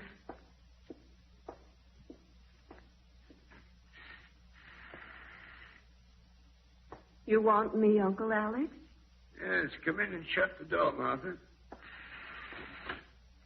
Yes, Uncle Alex. Was the coffee all right this morning? Yes, fine. Where's Ramsey? He's in the kitchen. Sit down, Martha. Yes, Uncle Alex. I want to talk to you, Martha. Lawyer Gaines will be here sometime this afternoon to fix up my will. Oh, Uncle Alex. Got a feeling my time is drawing near, Martha. And I just want to make sure that worthless nephew of mine doesn't get his hands on the Jordan place. Whatever made you marry him, Martha? Never mind. None of my business. But I could have told you he was no good. Never has been. I wouldn't trust him with the farm. He'd sell it before my body turned cold. But I trust you, Martha. Thank you, Uncle Alex. Yes, I've thought it all over. I'm going to leave the place to you. At least you'll have a roof over your head and some land you can call your own. You like it here, don't you? Oh, yes, I do. I'd be perfectly happy to stay here the rest of my life. And that's fine, because it's going to be yours, all of it. Oh, Uncle Alex, you make me want to cry. No, none of that. I'm sorry. There's one more thing, Martha. One important thing. Yes, Uncle Alex. I've given Dr. Rutledge some very careful instructions about my burial. Oh, please, Uncle Alex. Nothing to be afraid of, Martha. When it comes, it'll come, and that's all. Rutledge knows what to do. He'll tell you. And I want you to promise me that you'll follow the instructions. Yes, of course, Uncle Alex, on my word of honor. As God is my witness. Thank you, Martha. Well, by Jove, you've made me feel a good deal better knowing I have someone around I can trust. Matter of fact, I think I'll get up for supper tonight. Tell Ramsey to come in and help me dress after Lawyer Gaines leaves. Tell him I don't want him in here before then. Yes, Uncle Alex. And don't breathe a word about this to Ramsey. I won't. If you need anything, Uncle Alex, call me. Yes, I will. Oh, what did the old buzzard want? His lawyer's coming this afternoon. You're to go in and help him dress after the lawyer leaves. He's having supper at the table? Yes. Bring in one of the special hams. I'll bake it with pineapple. Did it take you 10 minutes in there to decide on baked ham with pineapple for supper? What we decided is none of your business. What do you mean, what you decided? I said it was none of your business. Better get out and feed the chickens. When did you start giving me orders? Oh, go on out of my kitchen. I've got work to do. What did you talk about in there? Ramsey, you're hurting my arm. I'll hurt more than that before I'm through. What's the lawyer coming for? Would you like me to tell him you haven't fed chickens yet? Something suddenly made you awfully cocky, it seems to me. Tell me what it is. Right now. Ramsey! Tell me, I said. Ramsey! Let go of her, Ramsey. Oh! I was only... Get out of the house before I lose my temper. Go on, get. I'm going. this ever happens again, Martha, you let me know. Yes, Uncle Alex, but you shouldn't have gotten out of bed this way. Oh, don't worry about me, Martha. I'm all right.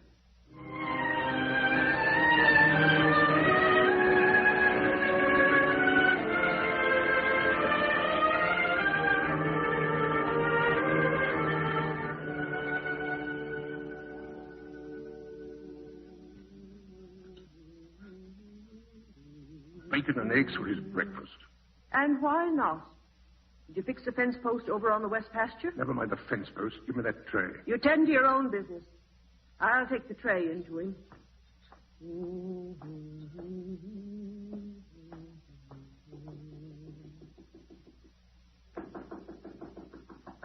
Your breakfast, Uncle Alex? That's funny. Uncle Alex? Uncle Alex? Oh, my Lord. Ramsey! Oh, Dr. Rutledge! Ramsey!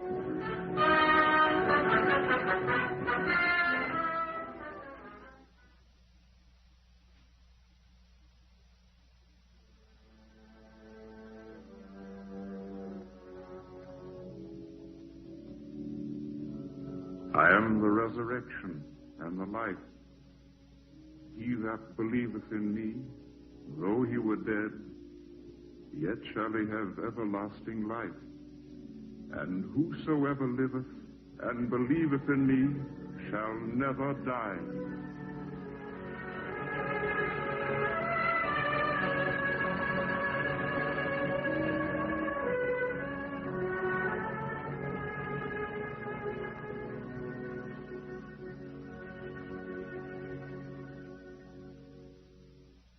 What's the matter with Martha, Doctor?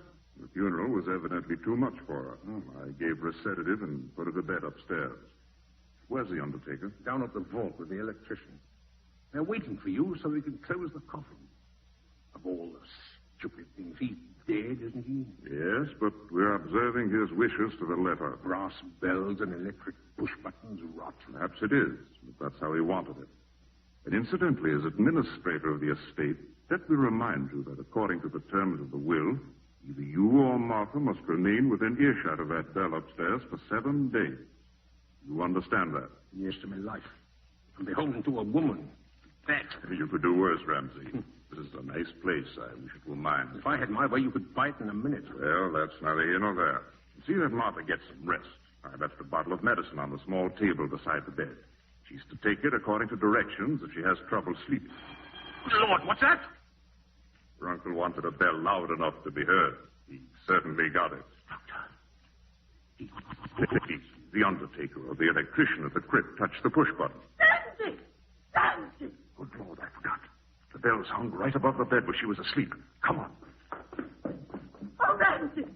Dr. Rutledge, the bell. Oh, it doesn't mean anything, Martha. Don't be frightened. Oh, thank goodness. I was asleep. It hit me like a blow when it rang.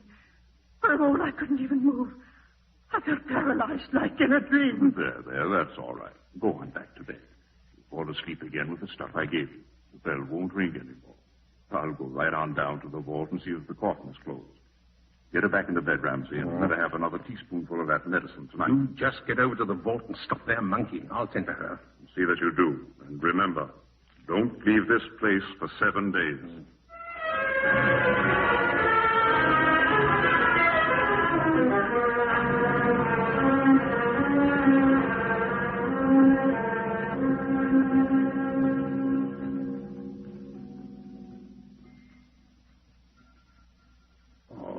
What's the use?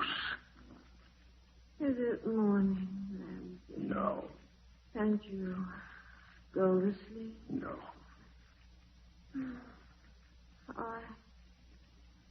I must... Sure, you've got things your own way. Go on, sleep. Don't mind me. I'm just a hired man around here, just a hired man.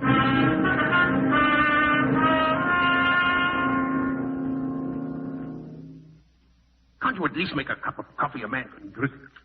Slop, that's what it is. Filthy slop. I haven't been able to get into town and get anything fresh, Ramsey, and you know it.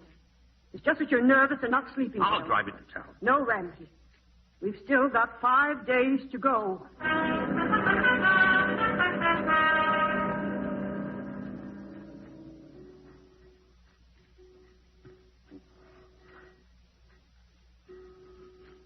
$4 o'clock. Why can't I sleep? Why? 3 nights of it now. 3 nights with that bell hanging over my head. Oh. Martha, you asleep? It must be that stuff Rutledge gave her.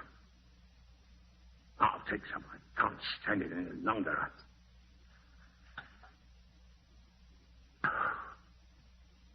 Now, maybe I'll sleep.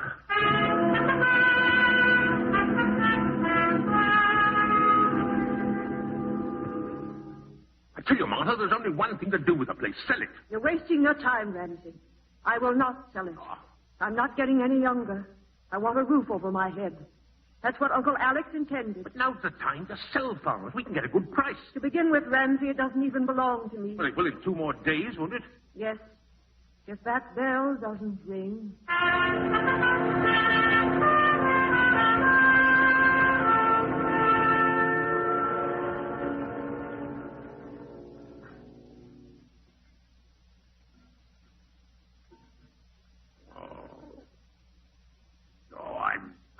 Sleep tonight. It's the last night.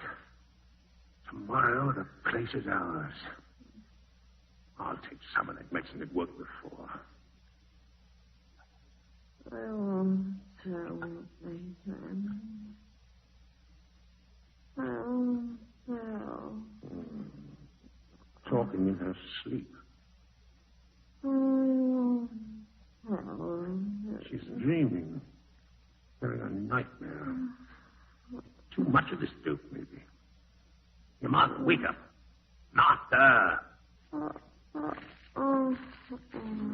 She's dead to the world. The stuff Rutledge gave her must be powerful. That gives me an idea. Don't trust you, Yes, dear. You won't have to trust me much longer, you dried up old fool. Let's have a look at this bottle. I guess it's all right to turn the lamp on. She won't wake up. There. Now let's see what the label says. Maximum dose, 1 teaspoonful every 12 hours. Caution. Overdosing may be fatal. Overdosing may be fatal, eh? So good. Wait. We'll see about that. Maximum dose, 1 teaspoonful. I could put 3 in her coffee tomorrow morning. She'd never know the difference. That stale coffee's bitter as gall anyway, and that it fits everything. Yes, I'm her only relative. If she dies, I get the place. Oh, why didn't I think of this before? Why did I wait 6 days and nights with that bell hanging over my head? Why did I? Oh, good Lord. Am I dreaming? No, it can't be. It can't. Stop! Stop that ringing! Sandy! Sandy! The bell! I can hear it, you fool! Quick! Sandy! Stay where you are! I'll stop it! Sandy, what did you do? What do you think I did? The wires. You pulled out the wires. Get back into bed. Are you out of your mind? The key to the vault, where is it? What? The key. Uncle Alex must be You're alive. crazy. He rang the bell, didn't he? You were dreaming. Get back to bed. Give me that vault key, Randy. Give it to me. Now, take it easy. Don't stand there telling me to take it easy. Uncle Alex may be fighting for breath, breathing against the coffin. Get the key. All right. I'll go down there. I'll go with you. Doesn't need 2 people. Just let me get into my clothes. I don't trust you, Randy. You've got no right to say a thing like that, Martha. What difference does it make to me whether Alex is alive or dead? I don't stand to gain anything. He left the Jordan place to you. Oh, now where did I put that key? Must be in this drawer. Hurry, Randy. I'm hurrying. There, here it is. You took something else out of that drawer, Randy. I did not. Just the key. What's the matter with you anyway? Where are my shoes? Under the bed. I'll be watching you from the window, Ramsey. If Uncle Alex is alive, yell to me. And I'll phone Dr. Rutledge.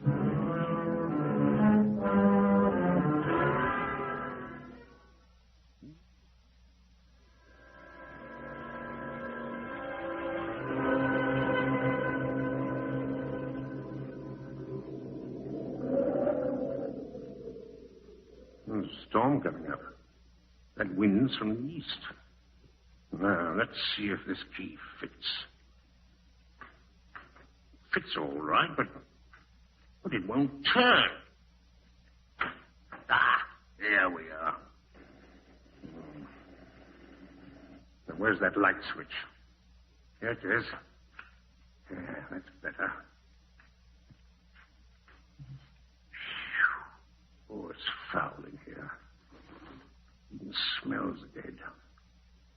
There's the coffin. Hope they didn't screw down the lid. No, it comes right up. Yeah. He hasn't moved. He's dead. Yes, just the way he was when they put him in there. With his hands folded over the bell button. He didn't ring that bell. Who did?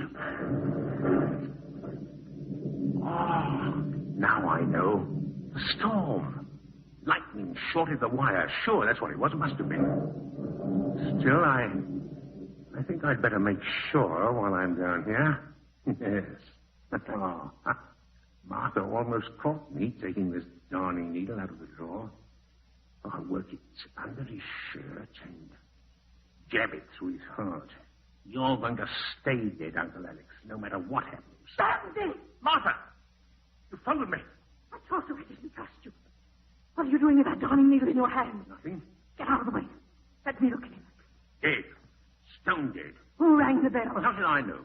Maybe his ghost. You were about to do something with that needle. What? You really want to know? All right. I'll tell you. I was going to jab it through his black heart. I was going to make sure he was dead. And I'm still going to do it. Ramsey, you're out of your mind. Am I? We'll see. Keep away from that coffin. Shut up. I'll scream, Ramsey. The Prestons will hear me. No, you won't. Yes, I will. Help! Oh, so that's how it is. Wait till I close this door. Now scream your lungs out. Ramsey, don't do anything you'll regret. Regret? Why waste this needle on old dead Alex? I might do much better using it on you. Jab into your heart. Ramsey! Why not? Then I get to own the place and sell it. Ramsey, listen to me. I've listened to you plenty these last few weeks. Ever since he made you the high and mighty boss. But now, it's my turn. Ramsey! I'll never find you down here. No, you'll dry up and rot. Just like he's rotting in that coffin. Ramsey! No! Ramsey! Fainted before I could touch her. Wait a minute. That gives me an idea. There's a better way of doing it. Carry her up to the house, pour that medicine down her throat, give her an overdose. She'll be dead by morning, and no one can put it on me. Oh, this is beautiful. Everything's working out fine. You're going to be rich, Ramsey. You're rich. Get the door open first, and then... Lord, the key's on the outside. And it's a snap lock. No! Oh, what am I going to do? I'm locked in here. I can't get out. The door's solid open. 6 inches thick. There are no windows. No air. The bell. The push button's in his hands. I keep ringing it. Yes. Sooner or later, someone will hear it. Yeah, they should do it. The Prestons or the MacArthurs, they're bound to hear it and investigate. I'll keep ringing it all night. I'll... Oh, the wires. Wires in the bedroom. I ripped them out. The bell won't ring. Look out! I'm trapped! I'm trapped in here! I'm trapped! Trapped!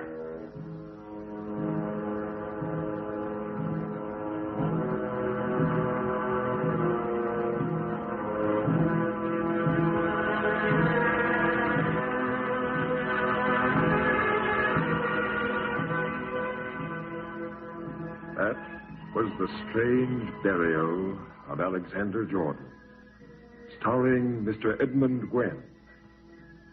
For our next exploration into the darkness of the human mind, I have invited the celebrated exponent of the Mysterioso, Peter Laura, to be our guest. So join with us when once again we raise the shadowy curtain of the unknown and look deep into the souls of men. Until then, this is your master of mystery, Dr. X, leaving you with Creeps by Night.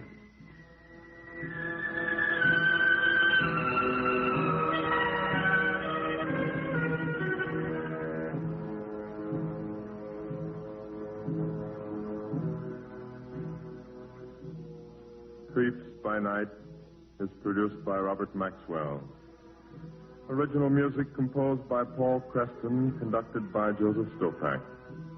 Supporting Mr. Gwen in tonight's presentation were Everett Sloan as Alexander Jordan, Abby Lewis as Martha, Gregory Morton as Dr. Rutledge, and Dr. X as himself.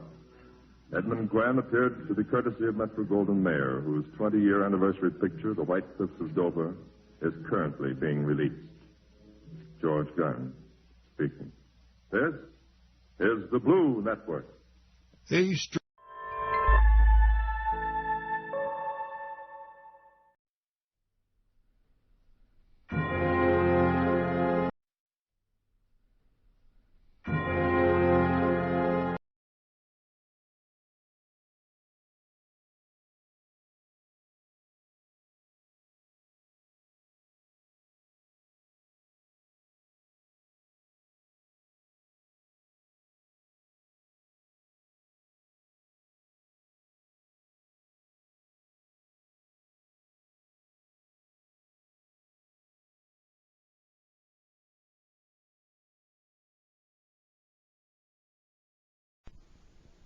The Mystery Playhouse, a rebroadcast for the servicemen and women of the United Nations.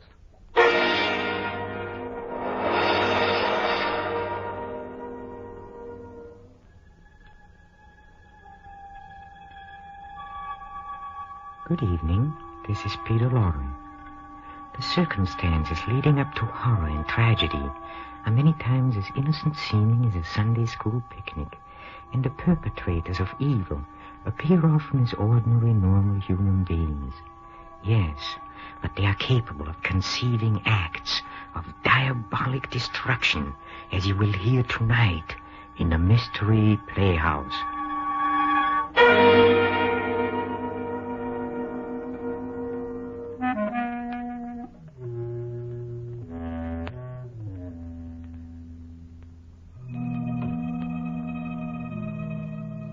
Listen now to Mr. Boris Karloff in Those Who Walk in Darkness.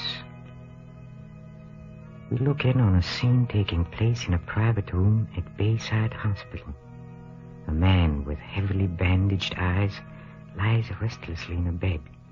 At his bedside are his wife, Valerie, a nurse, and a famous eye surgeon, Dr. Paul Wade. Dr. Wade looks strangely and intently at his patient before he speaks. The dressings at midnight and again in the morning, nurse. Yes, Doctor. Well, Doctor, what did you find? Will I be blind? Is it very bad? Now, take it easy, Mr. Denton. There's nothing to worry about. Nothing at all. You're sure? You aren't just saying that. I'm quite sure. Valerie, did you hear that? I'm not going to be blind. Valerie, where are you? Right here, darling. Did you hear? I won't be blind. Isn't that wonderful? Yes, darling, it's marvelous. You don't sound very excited. Valerie, don't you realize I'm going to see again? She doesn't sound excited because I don't want you to be excited, Mr. Denton. You've got to relax. Try to sleep. Sleep? With this ungodly pain? My eyes feel as though they were on fire. That will stop as soon as the opiate I gave you takes hold. You'll be comfortable, I'm sure. Now, good night. You're going now, Doctor? Yes, I'll look in on your husband in the morning. Stephen. Yes, Valerie? Do you mind if I step out into the corridor for a moment? But you promised not to leave me. I'm afraid, Valerie. Everything's so dark. The nurse will be here, dear, if you want anything. I just want to ask Dr. Wade some questions. Questions? But he's already told us to. Yes, Stephen, I know. But I'd like to find out about the treatment and how I'm to take care of you when we get you home, you know. Just little things. All right. But hurry back. I want you near me. I will, dear. Good night, Mr. Denton. Good night, Doctor. And thank you. You're quite welcome. After you, Mrs. Denton. Thank you. I suggest we step into the consultation room across the hall. We'll have more privacy. All right. Here we are. Thank you. Well, it's been a long time, Valerie. Yes, Paul, it has. Almost 10 years, isn't it? About that? Strange that you should have called me, of all people, to treat your husband's eyes. Oh, I was panicky, Paul. I didn't know what to do. It all happened so suddenly. Stephen was working in his laboratory at the house when suddenly I heard a violent explosion. I ran in and found him clutching his eyes and screaming, "I'm blind." First thing I thought of was an ambulance. Then you. Why didn't you think of me 10 years ago? It's not fair, Paul. Was it fair to turn your back on me and then to marry a man almost twice your age? Paul, please, why bring up ancient history? It isn't ancient history to me. I've never forgotten you. Paul, about Stephen's eyes. What about them? I have a feeling that you weren't telling him the truth. You're right. Oh, you mean he's not going to regain his sight? He's going to be blind? Oh, Paul. You don't expect me to be terribly concerned, do you, Valerie? After all, he did take you away from me. Don't be vindictive, Paul. It wasn't Stephen's fault. He didn't even know of your existence. And you never told him that we were on the point of being married. No, never. It's rather ironic that we should meet again at the bedside of my rival, your husband, a man who may forever walk in darkness. Don't say that, Paul. It's horrible. But unfortunately true. A moment ago, you told me not to be vindictive. I'm not, really. But if I were, I could have my fill of vengeance if I told him about us. And then told him that he'll be blind forever. You wouldn't, Paul. Or I might take another form of revenge. I could tell you that an operation is called for. A very delicate operation. Are you trying to say that there might be a chance? Yes. But supposing I refuse to perform the operation? Paul, you're joking. You can't mean that. Perhaps not. But you call me vindictive. Suppose I operate and my scalpel slips. What if he dies? That would be murder. You're not a murderer, Paul. You wouldn't risk your professional reputation. Why must you torment me this way? You really love him, don't you? Yes, I do. Then forget the things that I've been saying. I want you to think of me as a friend. I want you to trust me. I do trust you, Paul. Thank you. Now as to the possibility of surgery. Here is the situation. The transparent film over your husband's eyes, the corneas, were burned and torn by the explosion.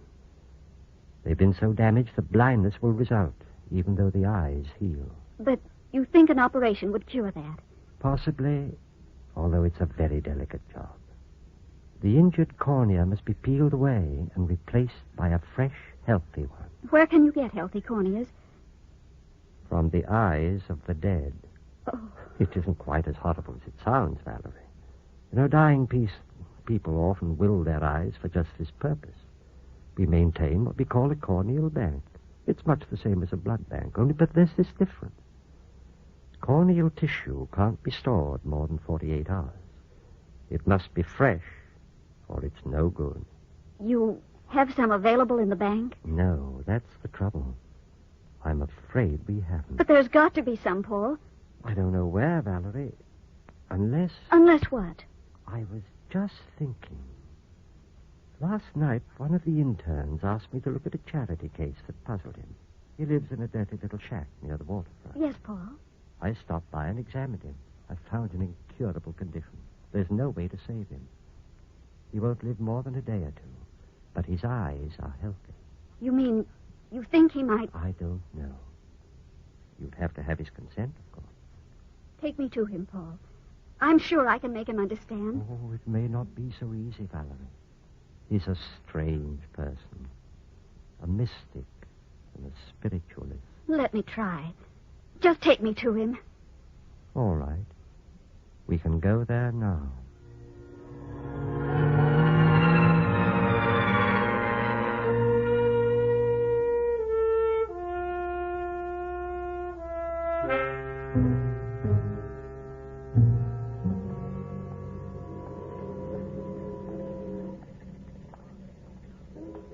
How can anyone live down here, Paul?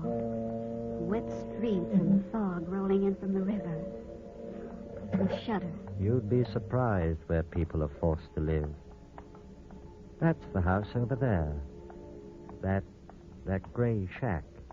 Does he live alone? No. There's a toothless old woman. I don't know where he picked her up, who keeps house for him. She's rather hideous and, I suspect, a bit demented. So don't be frightened when you see her. I'll try not to be. Here we are. There's no bell. Those foghorns are giving me cold shivers. Yes, they do sound eerie.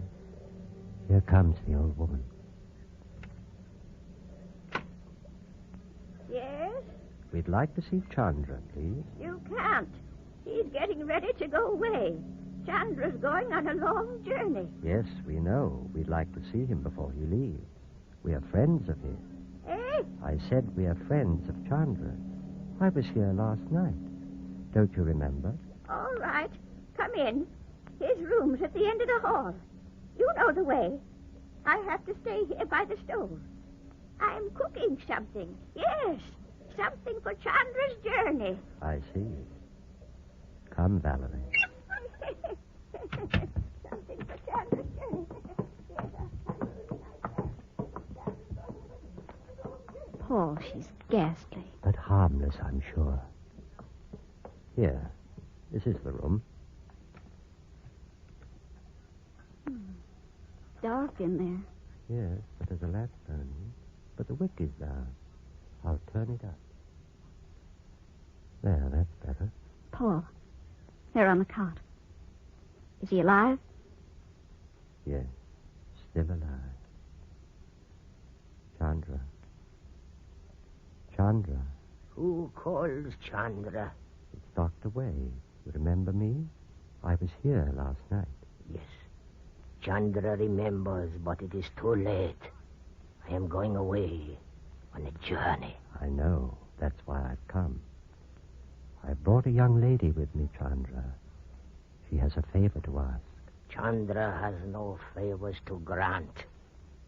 Soon I will start to the other side. Let her tell you what she wants, Chandra. Now go ahead, Valerie. Chandra. Well? Chandra, my husband suffered an accident. An explosion. His eyes. Oh, Paul, I can't. You tell him, please. All right. Can you hear me, Chandra? I hear you. So this young lady's husband just lost the sight of both his eyes. He'll be completely blind unless I perform an immediate operation. Unless I take parts of two healthy eyes and place them on his. She's asking that you give her your eye. Do you understand? I understand I am visited by those who would rob me. But you're going to die anyway. Die? No, you are wrong. There is no death. I am going on a journey. Please help me, Chandra. No, I will need my eyes. I will need them to see into the great beyond, to guide me through eternity. The eyes are the windows of the soul. I'll give you anything you ask. No, I said no. Oh.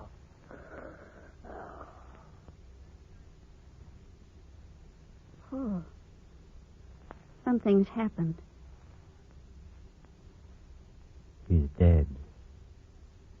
Then it's all right. You can take his eyes. No, I can't. He refused you. Paul, listen to me. A doctor's first duty is to the living, to heal them, to make them whole. What responsibility have you to this lifeless thing? It's a matter of professional ethics, Valerie. Paul, you've got to do it. For me. Blindness would drive Stephen out of his mind. He's always hated the dark, like a little boy. Paul, please. It wouldn't be right, Valerie. It's a matter of life and death, not right or wrong. Paul, you have your surgical kit with you. Yes, but... Paul, please. I beg you. All right. Close the door.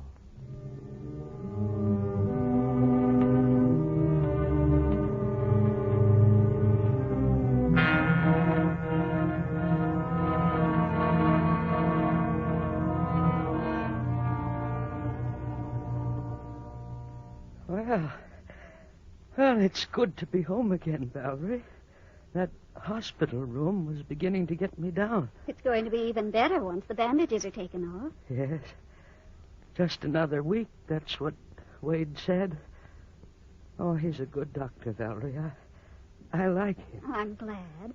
Imagine being able to see again after all these weeks of darkness. I've never liked the dark. Why, it will be like coming into a new world. Yes. Tell me, what sort of an operation was it, Valerie? Well, I don't know. You sound like you're trying to hide something. Oh, don't be silly, Stephen. Oh, that must be Paul. Dr. Wade, no. I'd better let him in, Stephen. I think Jenny's in bed. Good evening, Mrs. Denton. Good evening, Doctor. Sorry I'm so late, but I had an emergency call. Oh, it's quite all right. Hello, Doctor. Well, how is the patient? Oh, fine, thank you, and anxious to get these bandages off. Patience is a virtue. Yes, but blindness is a curse. Don't be so morbid, Stephen. You're very lucky. Yes, I know I am. It's a warm night, isn't it, Doctor? Yes, a lovely night. Stars and a new moon.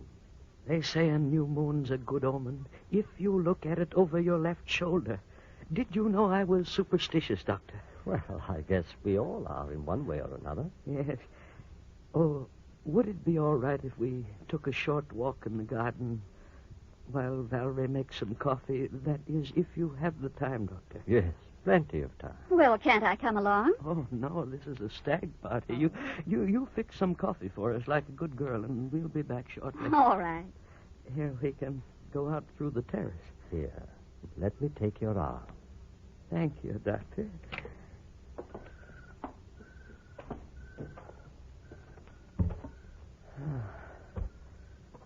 What a gorgeous night.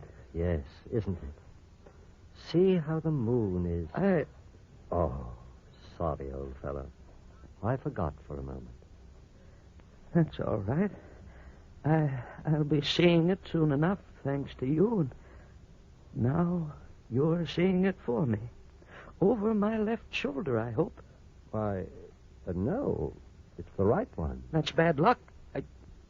Oh, but you couldn't possibly bring me bad luck, Dr. Wade. Not after giving me back my sight. You'll never know what you've done for me. No? No. You can't possibly know how much it was because you're not in love with Valerie.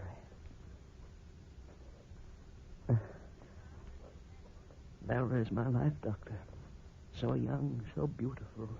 Without eyes, how could I see her beauty? I'm getting on in years, you know, and there'd be very little left for me if I couldn't look at Valerie and see the warmth of her smile. Oh, I don't expect you to understand that. Nobody can understand it except the one who's in love. Perhaps you're right. It must be very pleasant to see with the eyes of love, even though the eyes are borrowed. Borrowed? What do you mean? Oh, why, nothing. Nothing, really. That's not the truth, Doctor. Shall we keep walking? No, I want you to explain what you meant when you said my eyes are borrowed. It had something to do with the operation you performed, did it not? Now, look over. I won't be put off. I told you I was superstitious. Give me back my eyes. Who said that? Dr. Wade? Who said what? Give me back my eyes. There, a strange voice. I didn't hear anything. Yes, I heard a voice saying, give me back my eyes. Give me back my eyes. There it is again, Doctor. Oh, for the love of heaven, whose voice is it? Tell me. Tell me, I'm blind. I can't see. I think perhaps we'd better go in, Mr. Denton. No. I tell you, I heard a voice. Oh, but you're tired. Now, come. But all right. I can't understand it. I swear I heard a strange, hollow voice. There was no voice, at least. None that I heard. Here we are. Step up. That's fine. Back so soon? I think you'd better go right to bed, Mr. Denton. You're tired and unnerved. Yes, I will. Coffee will be ready in just a few minutes. Oh, I think I'll retire, Valerie. Is something wrong, Stephen? He's tired. Oh, here, let me help you. No, don't bother, please. I can find my own way. You stay with Dr. Wade. Doctor, are you sure we didn't hear? I'm positive. I see. Well, good night. Good night. I'll be in shortly, Stephen. All right. What happened, Paul? I'd rather not discuss it. Please, you must tell me. Well, it's something I've been worried about. What do you mean? I haven't brought this up before because I was hoping against hope that the thing I feared was not true. Paul, you don't have to hide anything from me. Is something wrong with Stephen? I'm afraid so. I'm afraid the explosion injured his brain as well as his eyes. Oh, Paul. It isn't going to be easy to take, Valerie. What happened in the garden? He said he heard a strange voice saying, "Give me back my eyes." Oh, I shouldn't be telling you this, Valerie. You're trembling. Oh. I'm thinking of that Hindu, Chandra. You said he was a mystic, a spiritualist. Do you think it's possible that... Oh, no, it couldn't be. No, Valerie. I'm afraid Stephen's brain has been affected.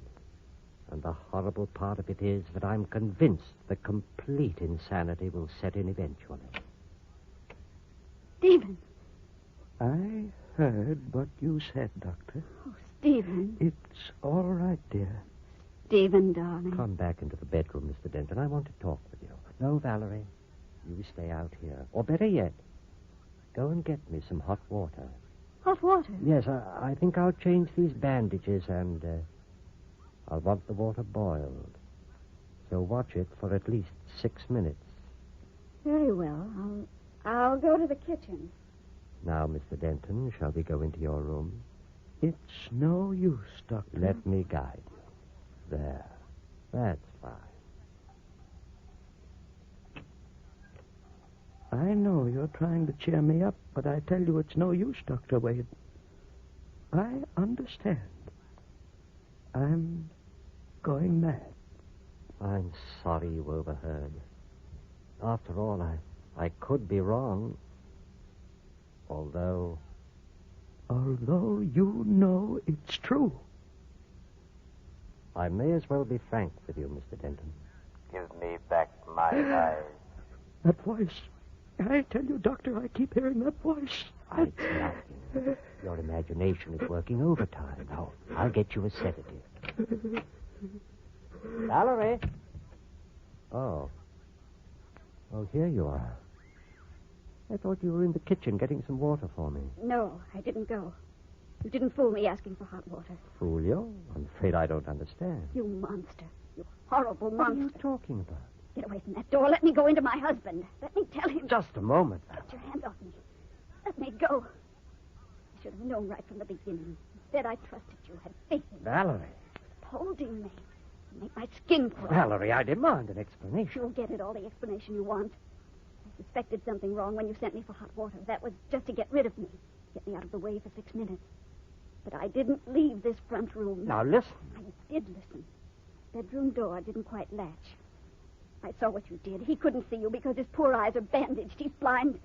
But I saw your lips move, and I heard you say the words, "Give me back my eyes." Valerie, will you please let me... If you don't get your hands off me. You unspeakable monster. Trying to drive Stephen mad. Playing on his superstitions, his fear of the dark, of the unknown. To turn him into a raving maniac. Valerie, be quiet. Quiet? Why, you filthy, desperate... What was that? Stephen! Stephen! He shot himself. He's dead. Oh, Stephen. Valerie. Go away. Go away. Valerie, it was all for the best. Best? Let me talk to you, Valerie. I can explain everything. You murdered him. I did it for you, darling, for us. Come into the living room and let me explain. You murdered him. Just as if you'd held that gun to his head and pulled the trigger yourself. Please, darling. Go away. Leave me alone. Valerie, believe me, I did it to free you from a man who didn't deserve you. I did it so that you could know happiness with me. You're young, Valerie. You have years ahead of you. You're entitled to everything in life. You understand? Come into the living room. There, that's it. We're going to be so happy together. Let me close the door and shut out the last memory of what has gone before. Now, our life is before us. Here, sit down. My head, Paul. I have a terrible headache. I'll get you some aspirin. Where is it? In Stephen's laboratory. I'll get it. Let me help you. There.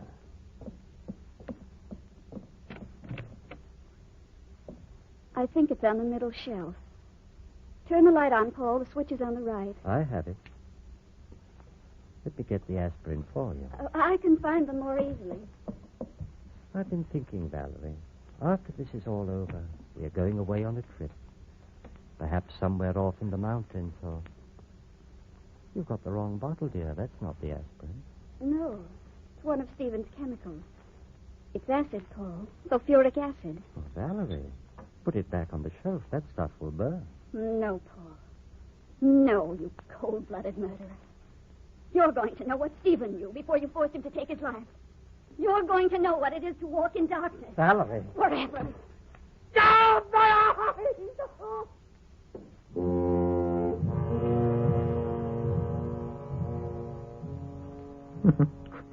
There, my friend, is a young lady who takes literally the old adage, an eye for an eye. Thank you, Boris Karloff and cast, for keeping our growing reputation for horror quite intact. And now, ladies and gentlemen, if you'll follow me, please, I want you to visit the green room. The players are rehearsing our next performance. Come. Come, come.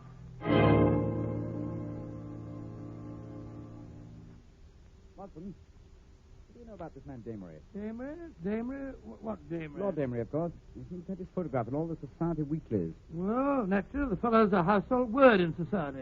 Yes. He's a man of the world with a natural turn for diplomacy, and he's asked me for a 4:30 appointment, which I've granted. You mean that Lord Damery's coming here, but it's 4:30 now. Look at the message. Oh, yes.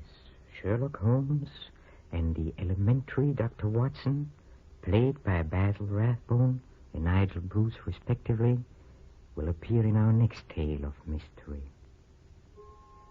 This is Peter Lorre closing the doors of the Mystery Playhouse. Good night. Sleep tight.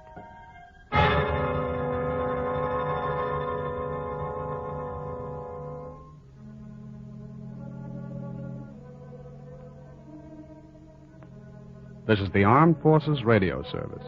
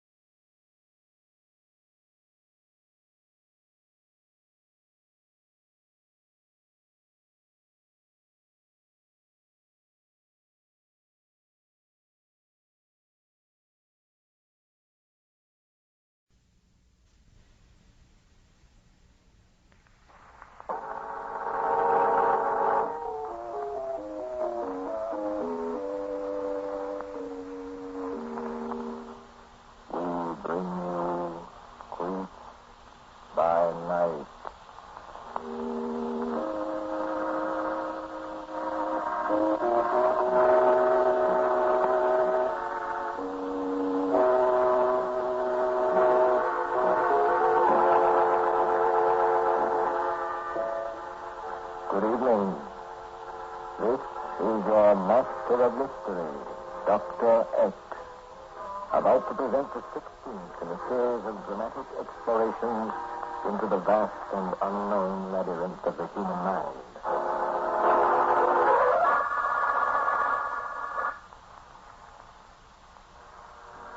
Tonight, our guest is the internationally known dramatic star, Miss Florence Reed. The story I have chosen is a somewhat weird and spine-chilling narrative of a woman who unwisely looked beyond the shadow of the grave. Creep by Night, through your Master of Mystery, presents Florence Reed as Hester Southgate in The Three Sisters.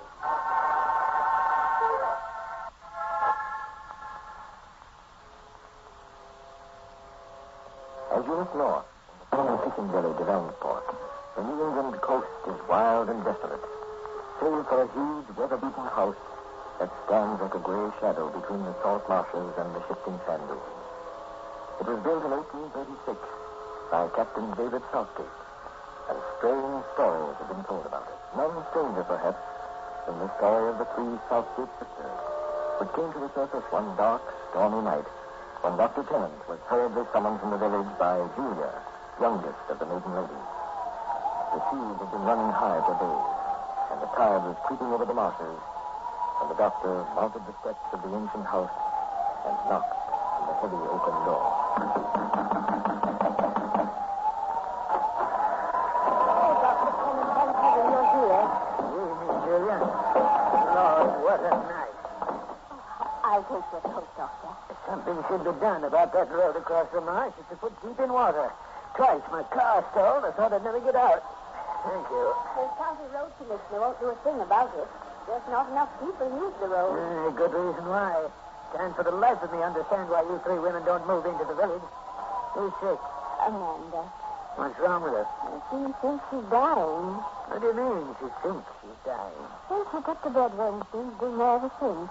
One of us had to be with her every minute, night and day. Hester's with her now. What does she complain of? Chills? Fever? No, nothing like that, Doctor. The reason I called you is because all of a sudden she said tonight was the night Mother was coming for her to take her to the grave. That's all ridiculous nonsense. Well, Amanda believes it, and so did Hester. They believe that the last suspect to die always returns to lead the next one to the grave. Mother was the last. Let's have a look at her. Oh, this way, Doctor. She's in the room at the head of the stairs. How can you stand it here nights with that foghorn blowing and that wind wailing? It's enough to drive a person out of his mind. Oh, it's not so bad, really. You become accustomed to it. Oh, here we are. Dr. Tennant's here, Hester. Oh, I'm glad. Hello, Doctor. Evening, Hester. Take the door, Julia. Who's that? Is she asleep? No. Amanda, the doctor's here. It's no use, Doctor. You can't help me. Mother's coming for me tonight. That's what she's been saying all day, Doctor. Julia, please. How do you know that your mother is coming for you tonight, Amanda? She told me. She was here early this morning before dawn, dressed in her burial clothes. She said she was taking me because I'm the eldest. She said, Hester and Julia needn't worry. And we must have a strip out of that bag and feed to you. Yes, Doctor. Oh, here you are. Thank you. All right, now, just relax, Amanda. No use at all. I know, but I'd still like to examine you. All right, deep breath now. Once more. That's fine. Can you turn over on your back? I'll help you, dear. It's no use, I tell you. Mother's coming for me tonight. And don't bother her, Hester. Come out. You see? Dr. Tennant knows. Even he knows. I'm going to die. Is she, Doctor? And talk to you outside, Julia. Keep her warm, Hester, and see that she gets some sleep.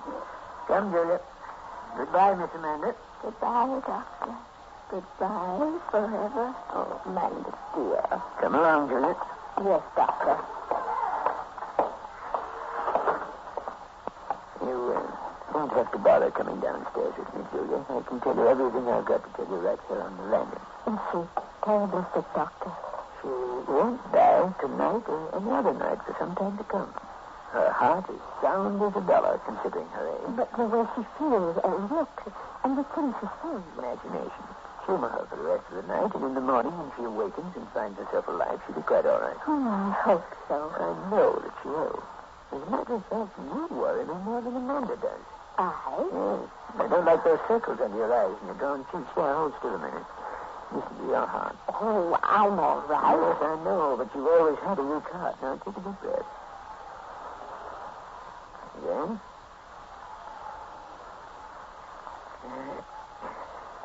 Nothing wrong, is there? Nothing serious, but you've still got that heart murmur, and running up and down these stairs won't help any. Oh, I don't do much running, really. Well, first don't you come into the village and let me check you over. Lord, I wish I could convince the three of you that you'd be better off living in the village.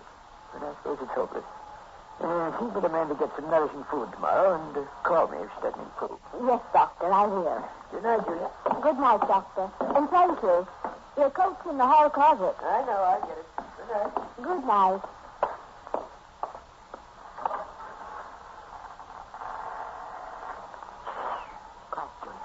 Doctor, sleep. Oh, I'm glad. What did the doctor say? That's what I thought he would. There's nothing the matter with Amanda. Absolutely nothing. It's all imagination. I'm not so sure. Oh, now listen, Hester. We're grown women, both of us. You must be sensible. You know as well as I do that no one's coming to lead us to the grave. Now time comes, we will die like other people do. You don't remember the night our mother passed away, do you? You don't recall what she said on her deathbed? Oh, Hester, you know well enough that poor mother wasn't quite right in her mind. Julia, you've no cause to say that. Well, she doesn't even know it. That's why I argue about it.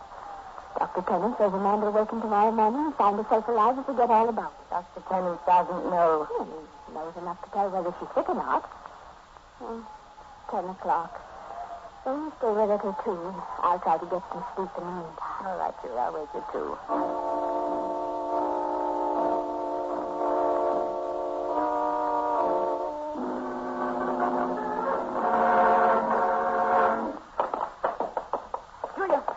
Julia, wake up.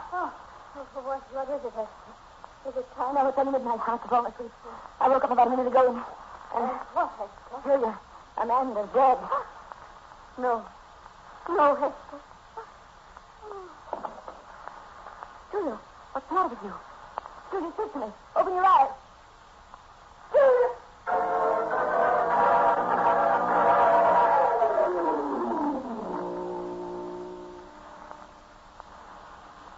I can say, Julia, is that it's about time you came down to the office for a complete examination. Oh, I tried and tried to get her to come, Dr. Tennant. Oh, now, well, you know I have, and in a way it was hard. What with Amanda's funeral and all. Yes, that's something I'll never understand, Amanda's death. I understand it. We won't go into that again, Hester. Well, Julia, you're in pretty fair shape. Only don't go getting any more shocks and fainting spells like you did the night Amanda died. Well, that was my fault, Doctor. I should have known better than to stop her, poor Julia. Don't be silly. Well, I should have. Tell me, when are you two moving into the village? Why should we move into the village? Doesn't cost us a penny to live in the Southgate house. I will not just waste money for the privilege of living in the village, and that's fine. That old barn that you call a house isn't fit to live in. Just the same, it's our home. Grandfather Southgate built it when he meant for the Southgates to live in it. You may do as you please, Julia, but I'm staying there. You know very well, Hester, that I wouldn't for one moment let you live there alone. So don't tell me I may do as I please. Well, all I've got to say is that you're making a big mistake. You can't live like hermits. You've got to get out and see people. If you don't, I'm warning you, you'll get yourself into the same state Amanda was in. And maybe with the same result.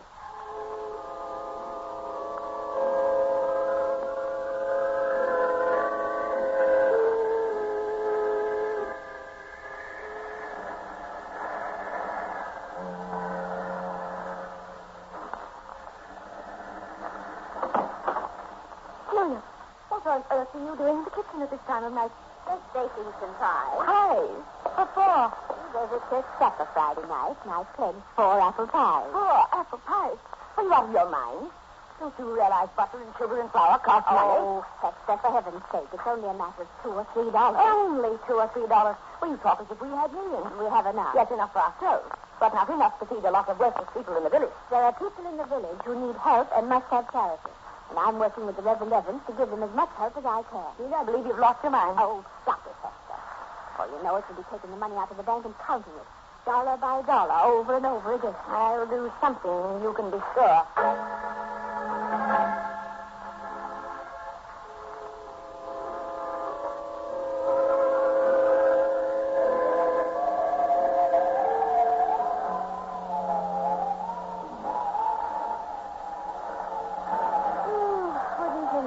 Tom would come up for one evening or plan to go into town. They heard you one bit stay home and help them sheep mending, Julia.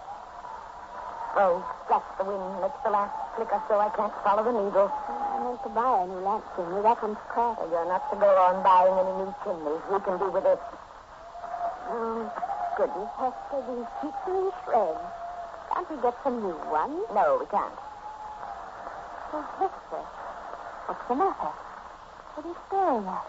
I suddenly thought of something. What? It's just this kind of a night when Amanda died. Well, there's nothing strange about this kind of a night. I can recall dozens of them in this house. Where'd I put those fists? Oh, here they are. You remember what Amanda told us, Julia? That when it came time for one of us to die, she'd come.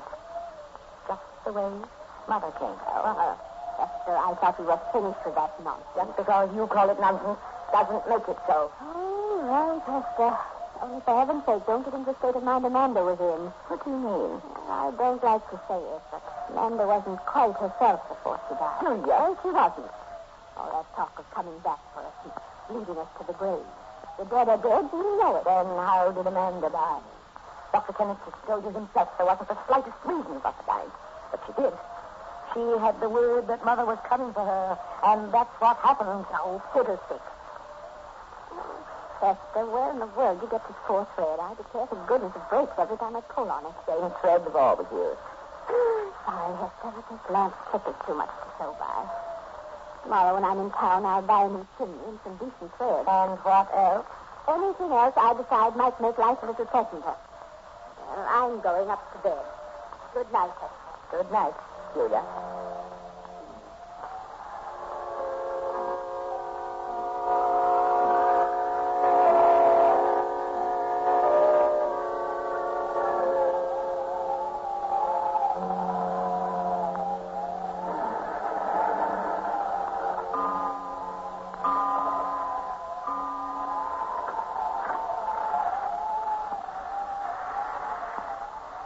Who is it?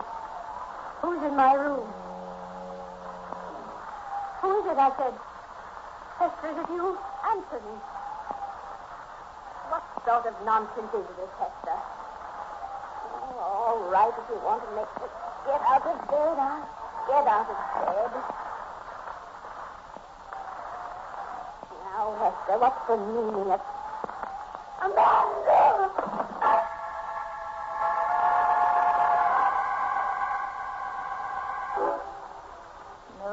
Julia, dear, not Amanda.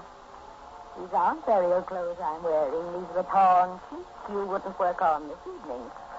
And I put my hair up the way Amanda used to wear hers. Have you only fainted, Julia? Or was the shock too great? Let me see. Was too much of a shock, wasn't it? Your eyes are open and you're not breathing. I'm going to leave you right where you are until morning. Too bad you won't be able to buy a new lamp chimney or sewing thread or anything you decide might make life a little pleasanter. It isn't necessary anymore. And you know why? Because you're dead, Julia dear.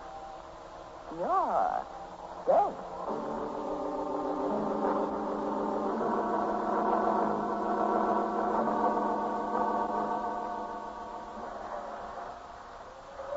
Say she went to bed about 8, Hester? Yes, Doctor. She complained of not feeling well. And you found her on the floor this morning? Yes. Such a shock. Yes, I can imagine. Chances are she had a heart attack, tried to get out of bed, and collapsed on the floor. Poor sweet Julia. Now, pull yourself together, Hester. This is bound to happen sooner or later. Would you like me to arrange for the undertaker? Yes, please, Doctor. Nowadays, they handle everything from start to finish, and quite reasonably, too. How reasonably? As I recall, Amanda's funeral was quite expensive. No, I'd say $150 should cover it. $150? Well, that includes the coffin and the burial clothes, and I think a small headstone. Suppose you let me worry about it. I don't see the need for anyone worrying about it. $150? Why, it's outrageous. All that money just to bury a person. I certainly will not spend it. Matter of fact, I'm sure Julia wants the funeral right here from the house. Suit yourself, Hester. I should think you'd want someone to take care of things for you, but go on. Find your own coffin and burial clothes and headstone. I suppose the Reverend Evans will take care of the service. Of course he will. Probably without charge, after all Julia did for the church. $150. All right. Forget it. I'll send a man up to embalm the body. Got to do that. Public health law. Don't worry, though. Only costs $10. Did I tell the Reverend I'll be down to see him this afternoon? All right. Good day, Hester. Good day.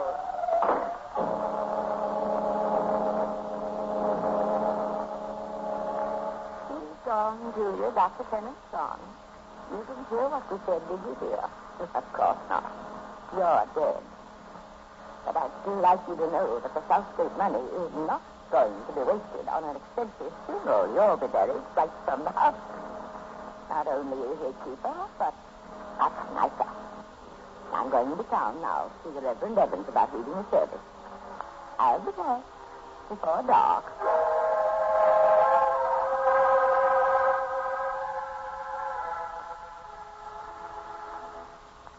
So far as I am concerned, Miss Hester, it makes little difference whether Miss Julia's funeral is conducted from the house or the church here in the village. I'm quite sure you wouldn't mind, Reverend. I've already arranged to have a coffin built. to. You will lie in it, dressed in the burial clothes I shall make for her. The coffin will be in the parlor where people can come and see her if they wish. Very well, Miss Hester. Shall we say the day after tomorrow for the funeral? The day after tomorrow will be very nice, Reverend. Shall we say 10 o'clock in the morning? 10 o'clock will be lovely.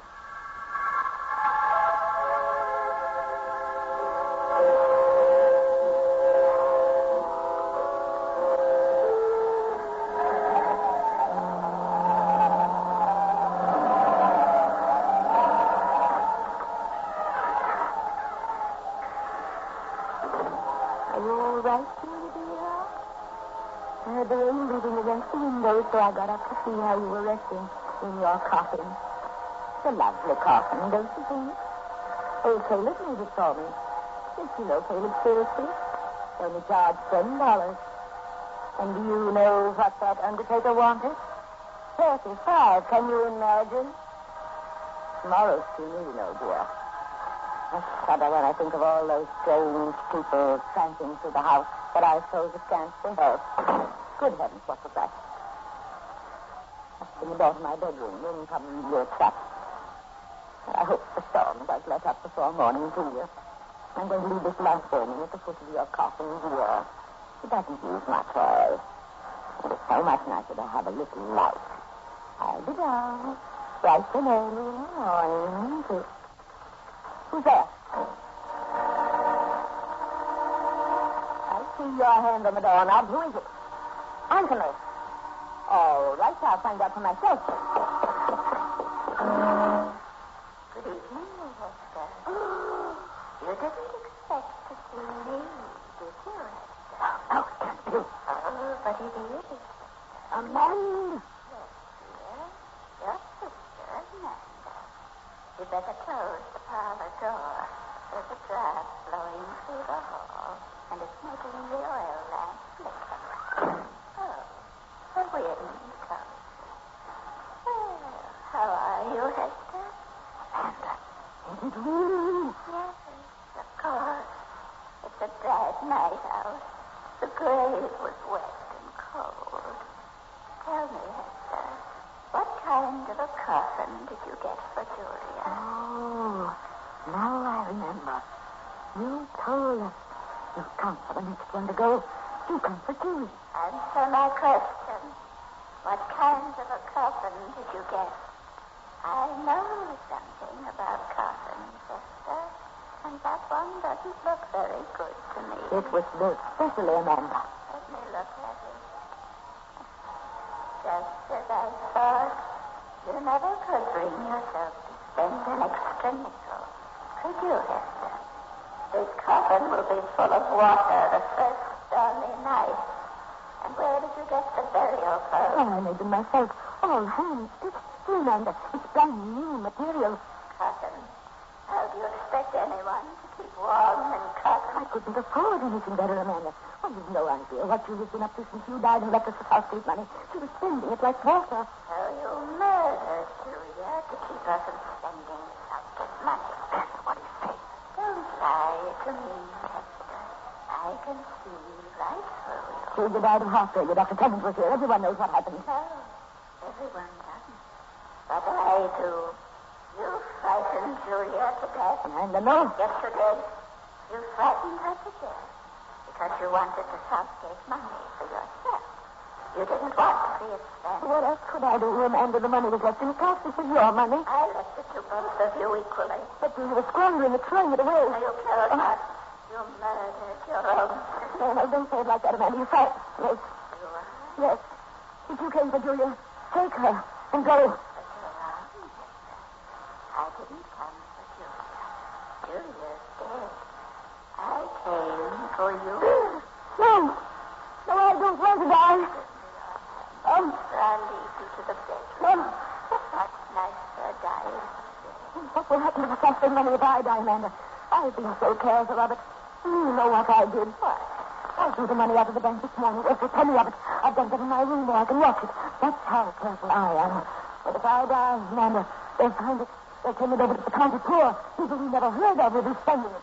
You wouldn't want that, Amanda. You learn, Hester, that money means nothing beyond the grave. Come with me. No. Let go of my wrist. Let go, I said. To the oil lamp. You'll knock it over. Fire! The room's on fire!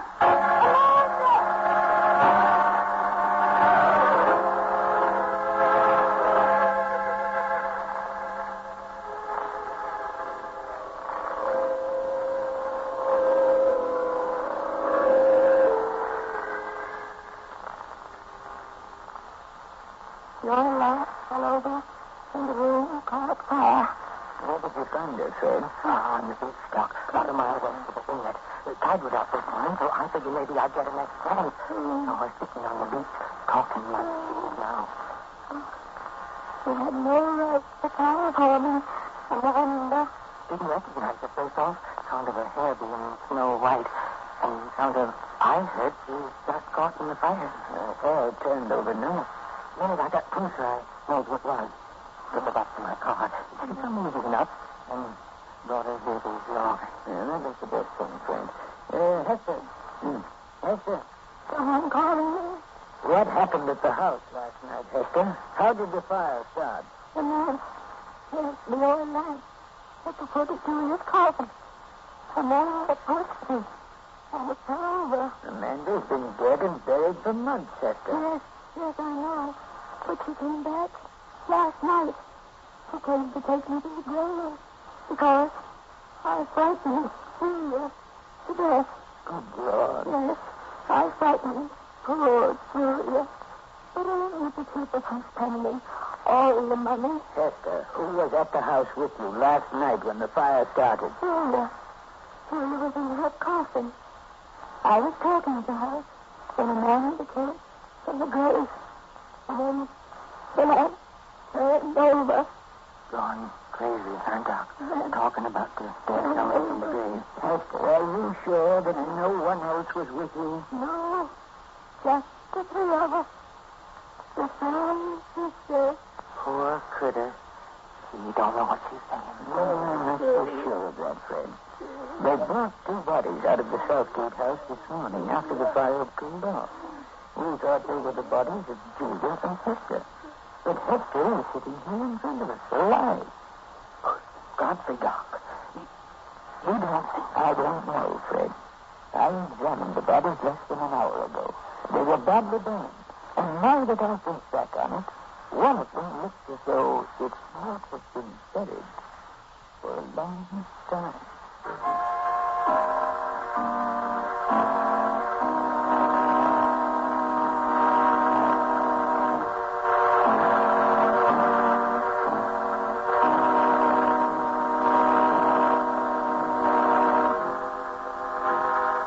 That was The Three Sisters.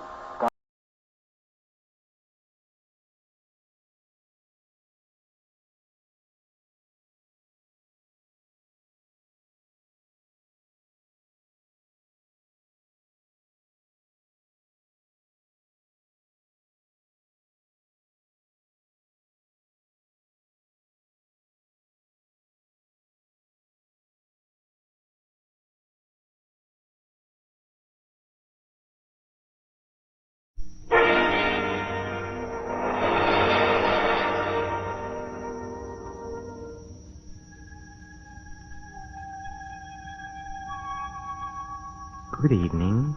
This is Peter Lorre.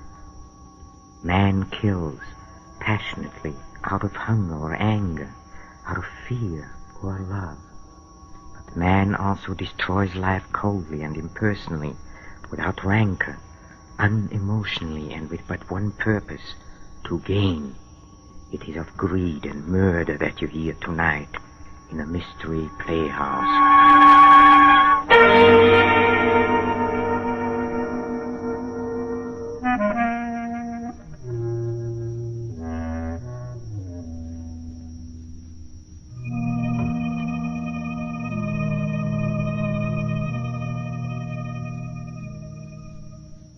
Oh, yes.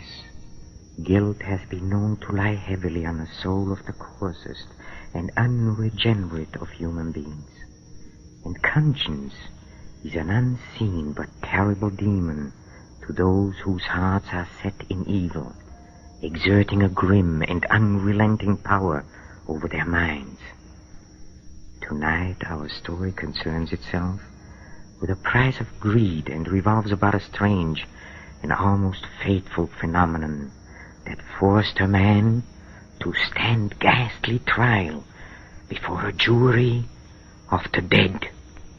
Listen as we tell you of Captain Bull Harrison and the 6 who did not die.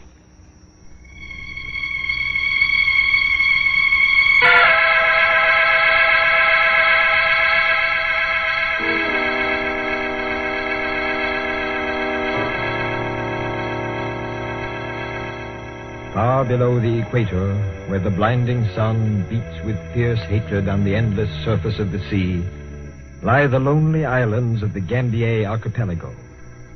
There is no movement in the white, hot expanse of sand and ocean, no movement save the brief, fluttering excursions of flying fish and the few palm fronds that wave languidly above precarious footholds in the scanty soil. Barren and lonely are the Gambiers. And lonelier than most is the atoll of Mangariba, a strip of sand and gray coral rising from the sea like something foul and festering. For at high water, the tide sweeps over it, and retreating, leaves on its sloping beach all manner of snails and shellfish that, helpless, broil and putrefy under the blazing sun. No trader has ever visited Mangariba, for there is no one with whom to trade. And the gunboats of the Australian Territorial Patrol give it wide berth, for there is no one to watch. Only an occasional pearling vessel with its crew of native divers ventures within sight of Mangariba. Such a vessel is the sloop Nancy Hale, 4 days out of Sydney. A weather-beaten hulk with caulking oozing from her open seams, she lies at anchor in the lee of the island. It is sundown, and her small boat is returning from a day of pearl diving. The oars stroked by 6 dark-skinned natives, the Cockney mate standing in the bow. As the boat swings broadside to the sloop, the mate clambers aboard. All right, Kamali. Make her fast to the stern cleat. And mind you don't lose one of those oars overside. Me not 10. Now it is 10. Me do same work all time. Go, blimey, stop your even babbling. I don't care whose turn it is. Make her fast and ship them oars. If it ain't done by the time I get back from seeing the captain, I'll take the eyes off you. And you mind what I say. Those beggars always getting their ends up about something. It ain't one thing, it's another. I'd give £10 right here and now to be lifting a pint down in the Red Dragon Crawl, blimey I would, instead of sweating me blood out in a million miles from civilization.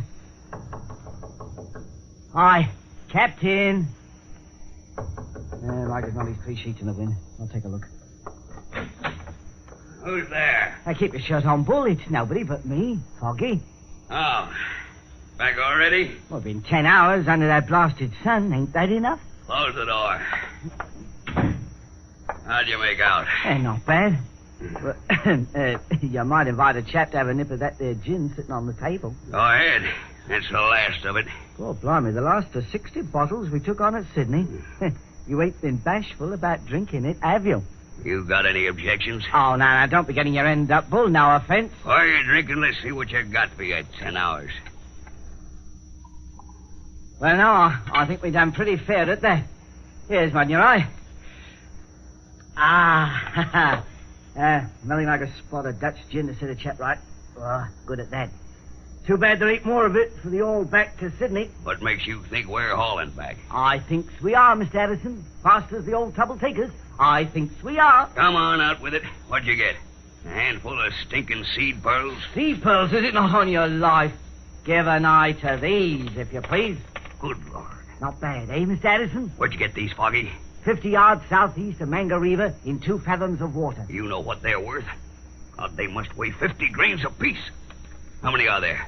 1, 2, 3, 4, 8 5, by my 6. count. That's right. 8 times 50.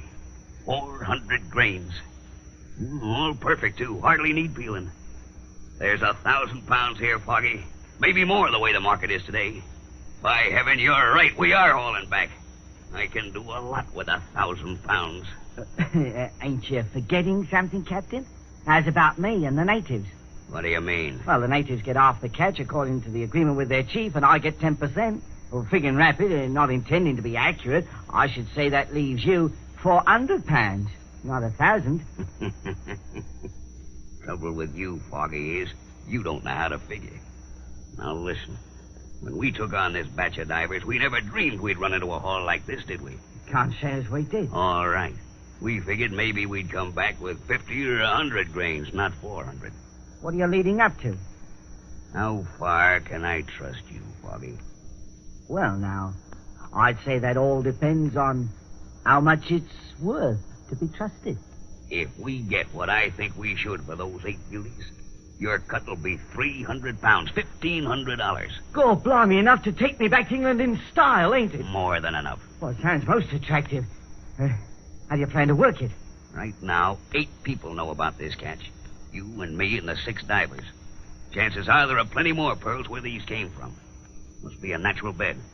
We got to fix it so's only you and me know the location of that bed. Savvy? I ain't interested in the bed. All I'm thinking about is getting enough to ship back to England. Okay, this is how to get it. You still ain't giving me no details like it, if you understand what I mean. There's nothing to it. We lay over here tonight. Tomorrow morning we tell the boys we're making one last dive and hauling back. I'll go along with you in the small boat so's I can mark the spot. I'll take a belaying pin with me. They'll all dive in pronto because they've been there before. And when they come up one at a time like they always do, wham! You get me, Foggy? I get you, Bull.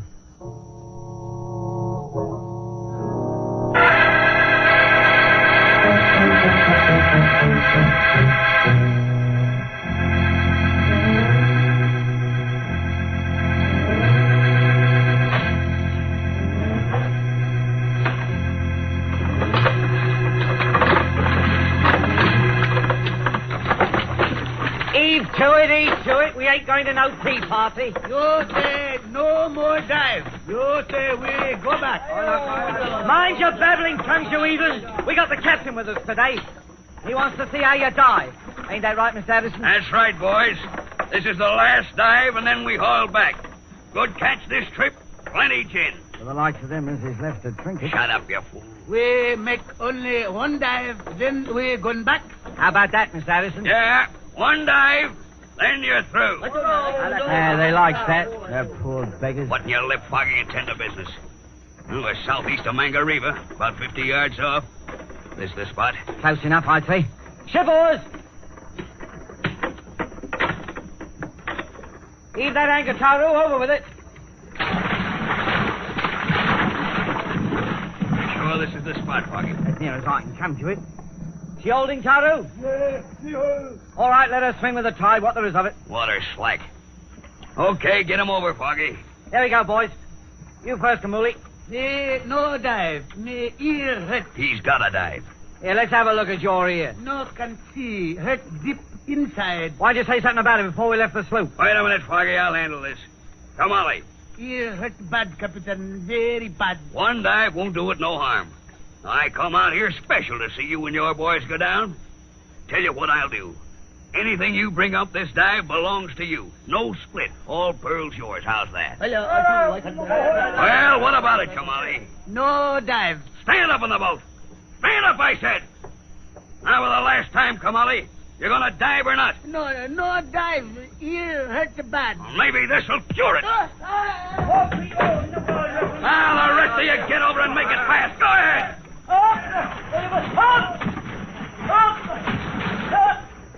That does it. They're over. Hold the boat steady, Foggy. I'll work the belaying pin as they come up. What about this one, you slug? Leave him be till we get rid of the rest. Hold steady now. They won't be staying down there long, I can promise you. I got a funny feeling no good's going to come of this. Stow your feelings and keep the boat steady. That's all you got to do. I'll take care of the rest. One little tap of this belaying pin as they come up will be enough. Here comes one. Right aside the boat. Steady. Steady. That does for him. Went down like a rock. 2 more coming up. I see him. That makes 3. See the others? Not yet. Water got roughed up in mine. Hold on. Here they come. 2 together. That'll make it easy. Steady now.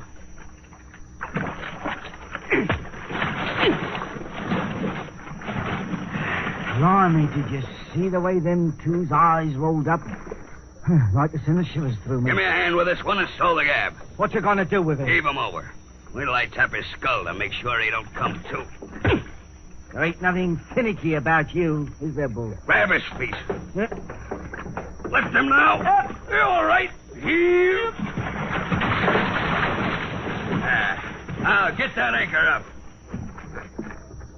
The job's done. All neat and clean. It ain't done for me. I'll be seeing them poor beggars' eyes rolling up for a long time to come. You'll forget about it once we hit Sydney. There'll be plenty of gin and rooms in the best hotel in town. All I want is to book passage on the first boat back to England. Don't worry about that, Foggy. You'll go back to England a rich man. I got another idea. The money we get for those pearls is gonna be nothing compared to what we end up with. Now what's on your mind? You'll find out. Get that anchor up.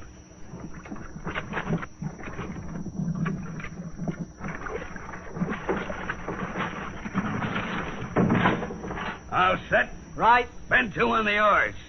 We're gonna be rich men, Foggy, you and me. Plenty rich.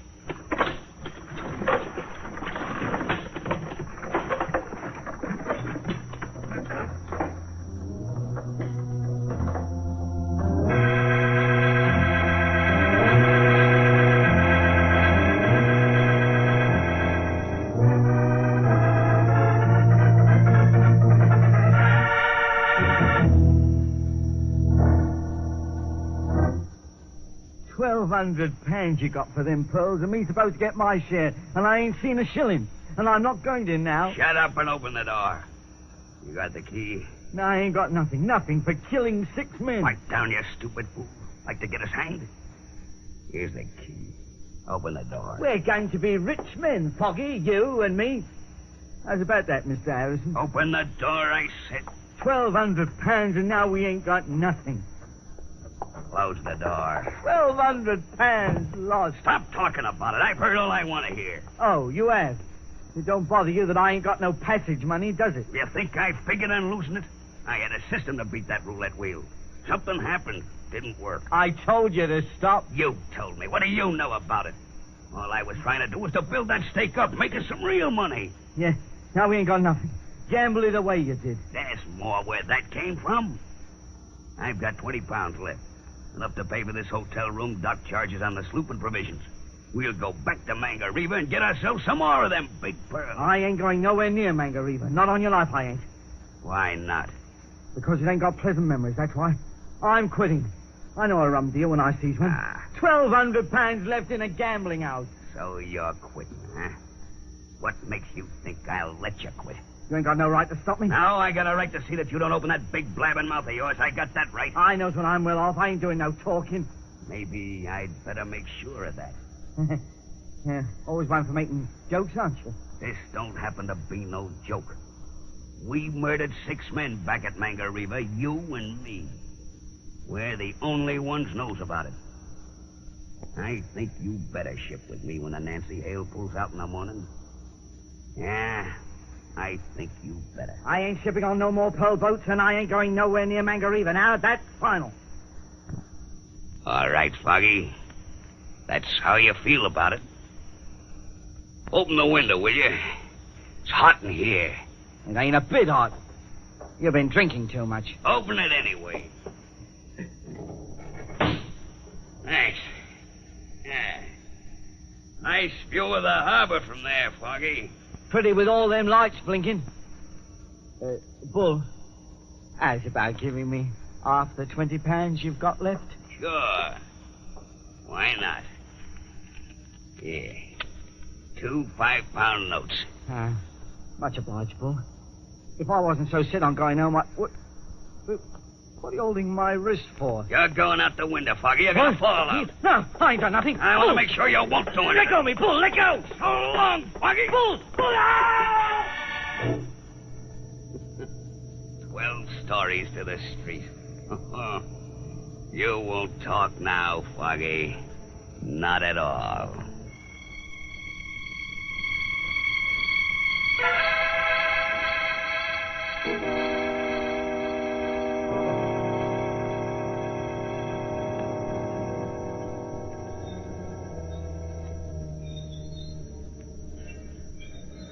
Ease off on that jib halyard, Dave. More! More! Okay, reef her up. Stand by to heave anchor. Aye, aye. You, Manu. Lend a hand with that winch. All right, let her go.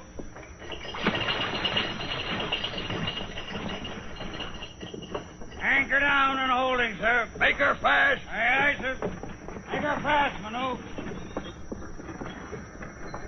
Spot, sir? Yeah, this is it. We stole the aye and the sir business, Dave. We ain't formal on the Nancy Hale. That suits me all right. So that's Mangariva, is it? Ain't much to look at. Best pearl bed in the South Seas right under us. Won't even bother with a small boat today. Work right from the sloop. Get the divers over. Okay. Manu! Manu! Yes, boss. Get your boys over. Oh, no good first. Me, headman, go first. You'll learn, Dave. First dive's taken by the head man. These boys are new to this spot and won't go under till he comes up and says it looks clear. Sorry. All right, Manu. Got 8 beauties out of here last trip, Dave. You're gonna be real glad you shipped with me. Manu, come. Manu, come. Give him a hand. Here you are.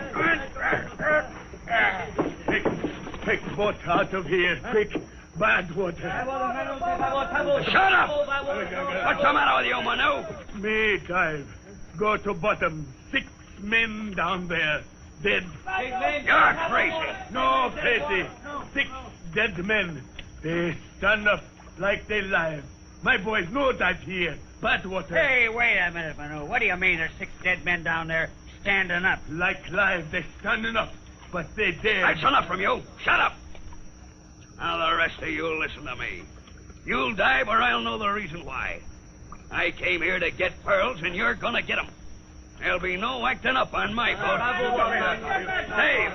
Dave, there's a diving helmet and lead shoes in one of the starboard lockers. Get them out. Test the air hose and the pump. Know anything about diving equipment? Plenty, but I never went down myself. You won't have to. I'm going down. I'll prove to these beggars there's nothing wrong down there.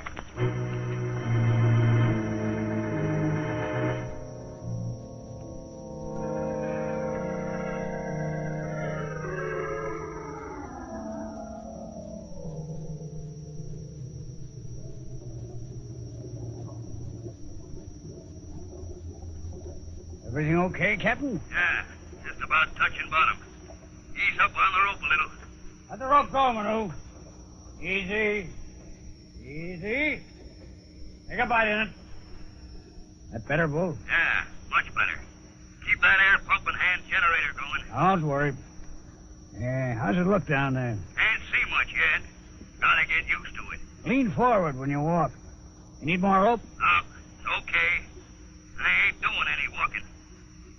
All I want to do is stay down here a couple of minutes and prove to those native beggars that... Captain, what is it? Pull me up! Hold on that rope. What is it, Bull? What happened? Get me up, Dave! Get me up! Now, don't come near me. No! Rope stuck. No can pull. It can't be stuck. Lay on it, all of you. Dave, pull me up. We're doing our best, Bull. What's down there? 6 men. On who's right. They're standing in the water and cunning at me. But they'll never get me up. We're trying to, Bull, but something's holding you. What is it? I don't know. My feet are sinking down. Maybe it's asphalt. Oh, no. Lash that rope to the windows. Move fast. They got me. I can't get away. We're lashing the rope to the windows, Bull. We'll get you up now. Hold on. No, let go. Let go. You... No can do. Rope stuck. Get back to that air pump. Air. Gotta have air. No, man the pump. No. Captain bad. Stay in bad water. Aye, you. Bull, they won't man the pump. We can't budge you. Bull. You're stuck just the same as I am, aren't you? Stuck in the asphalt. That's why you're standing there grinning at me. You can't move. Bull, listen to me. Sure, I killed you. And I killed Foggy, too. I wanted it all for myself, and I'm gonna get it. Pearls, the biggest pearls you ever saw. They're down here all around me. I'm not afraid of you. You're dead. Dead, you hear me? Bull, for the love of heaven, listen to me. Pearls all around. Big ones. Go ahead. Bring your dirty devil's grin. You can't beat me. You can't.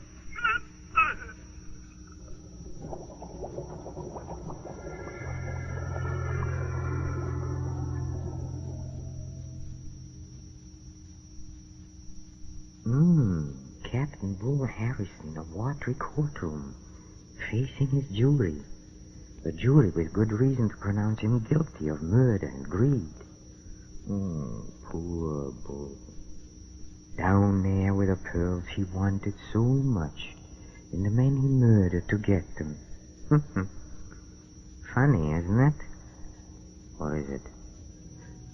Please don't go. Come with me to the green room where the players are rehearsing our next performance. Come. Come.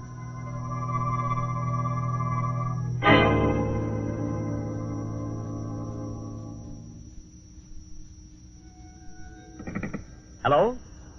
No, I'm not Pamela North. He hung up, as usual. Maybe I'd better practice up on my falsetto. In a hurry this time. Hello? I am not...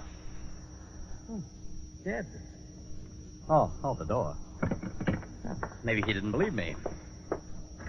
No, I'm not Pamela North. Well, of course not. I am. Hello, Pam. Oh, I'm glad to be home, darling. Wasn't the reunion fun? It was awful. Everybody sat around noticing how much older everybody else looked. Postmortems, huh? Mm-hmm. Darling, is there a man in your life? Of course, dear. You. There must be somebody else. Because I'm pretty sure I haven't been calling myself up and asking me if I weren't Pamela North. Darling, you're not well. I'm in perfect health. Listen, some goon has been phoning every hour and asking for you. As soon as I convince him that I'm not you, he hangs up. Well, that's funny. Well, it's reasonable enough, I but... wonder if it has anything to do with the little man. What little man? The one who followed me home. Maybe I should have asked you about the men in your life. Frightened me, darling. The street was so dark and he was so gray, sort of, and indistinct. I ran. Did he run after you? I don't know. I would have. You did. But you slowed up for me. Oh. You answer it. I wouldn't want to disappoint him again. All right, darling. Hello? Yes, this is Pamela North. What did you... hello? Jerry. I know, he hung up. Probably thinks it's good, clean fun.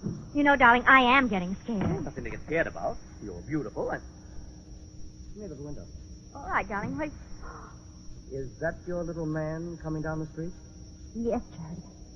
He's looking up at the house numbers. I thought he was only a nasty little old man, but... Come away from the window. What are you going to do? Call the police. Oh, I may just be imagining things, Jerry. My imagination can't be that vivid. May have been a car backfiring. I know those were shots. I'll take a look. Jerry, don't you go near that window. Relax, darling. No one could see me up here. Honey?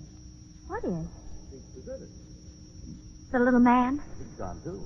Maybe that was a car backfiring. At any rate, most people would think so. Darling, we've heard guns being fired too often. Well, whoever fired those shots isn't there anymore. Neither is your little man.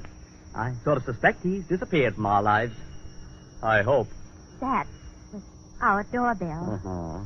Let's make believe we're not home, Jerry. It might be important. That's what I mean. I'd better see who that is. It's silly being terrified by nothing, Pam. You can answer the door if you wish, darling, but I'm going to keep right on being terrified. Well, if you insist. Oh, no. No, I'm going with you. I want to be terrified in company. All right, but get over to one side. I'm going to open the door. All right, darling.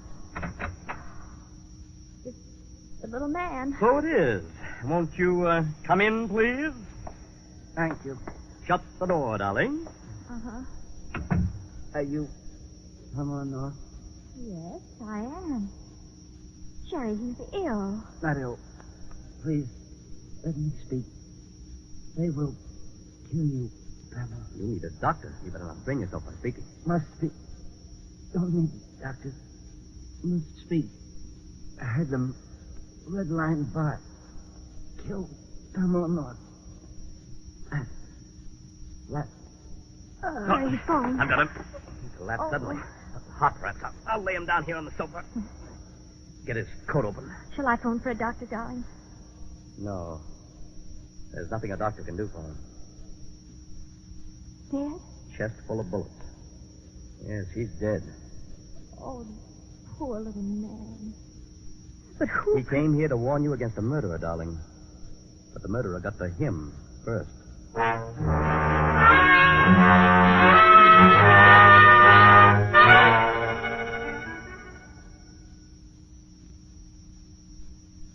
Well, what is all do you suppose?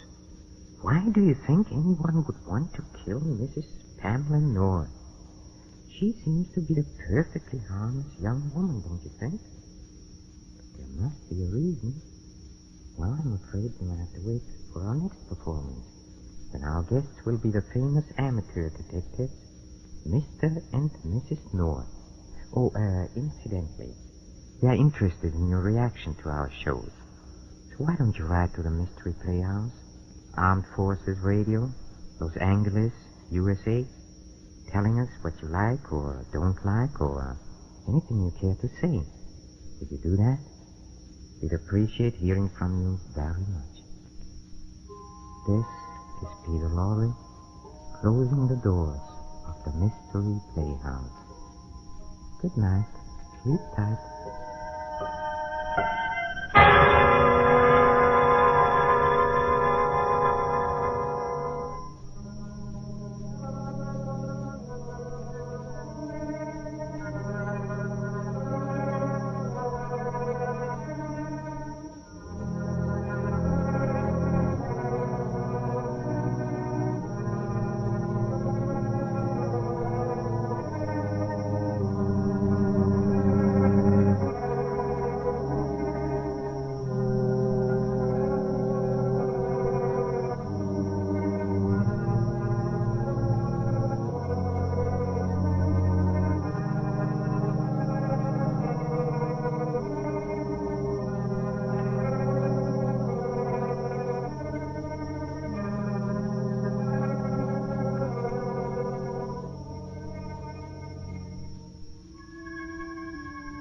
This is the Armed Forces Radio Service.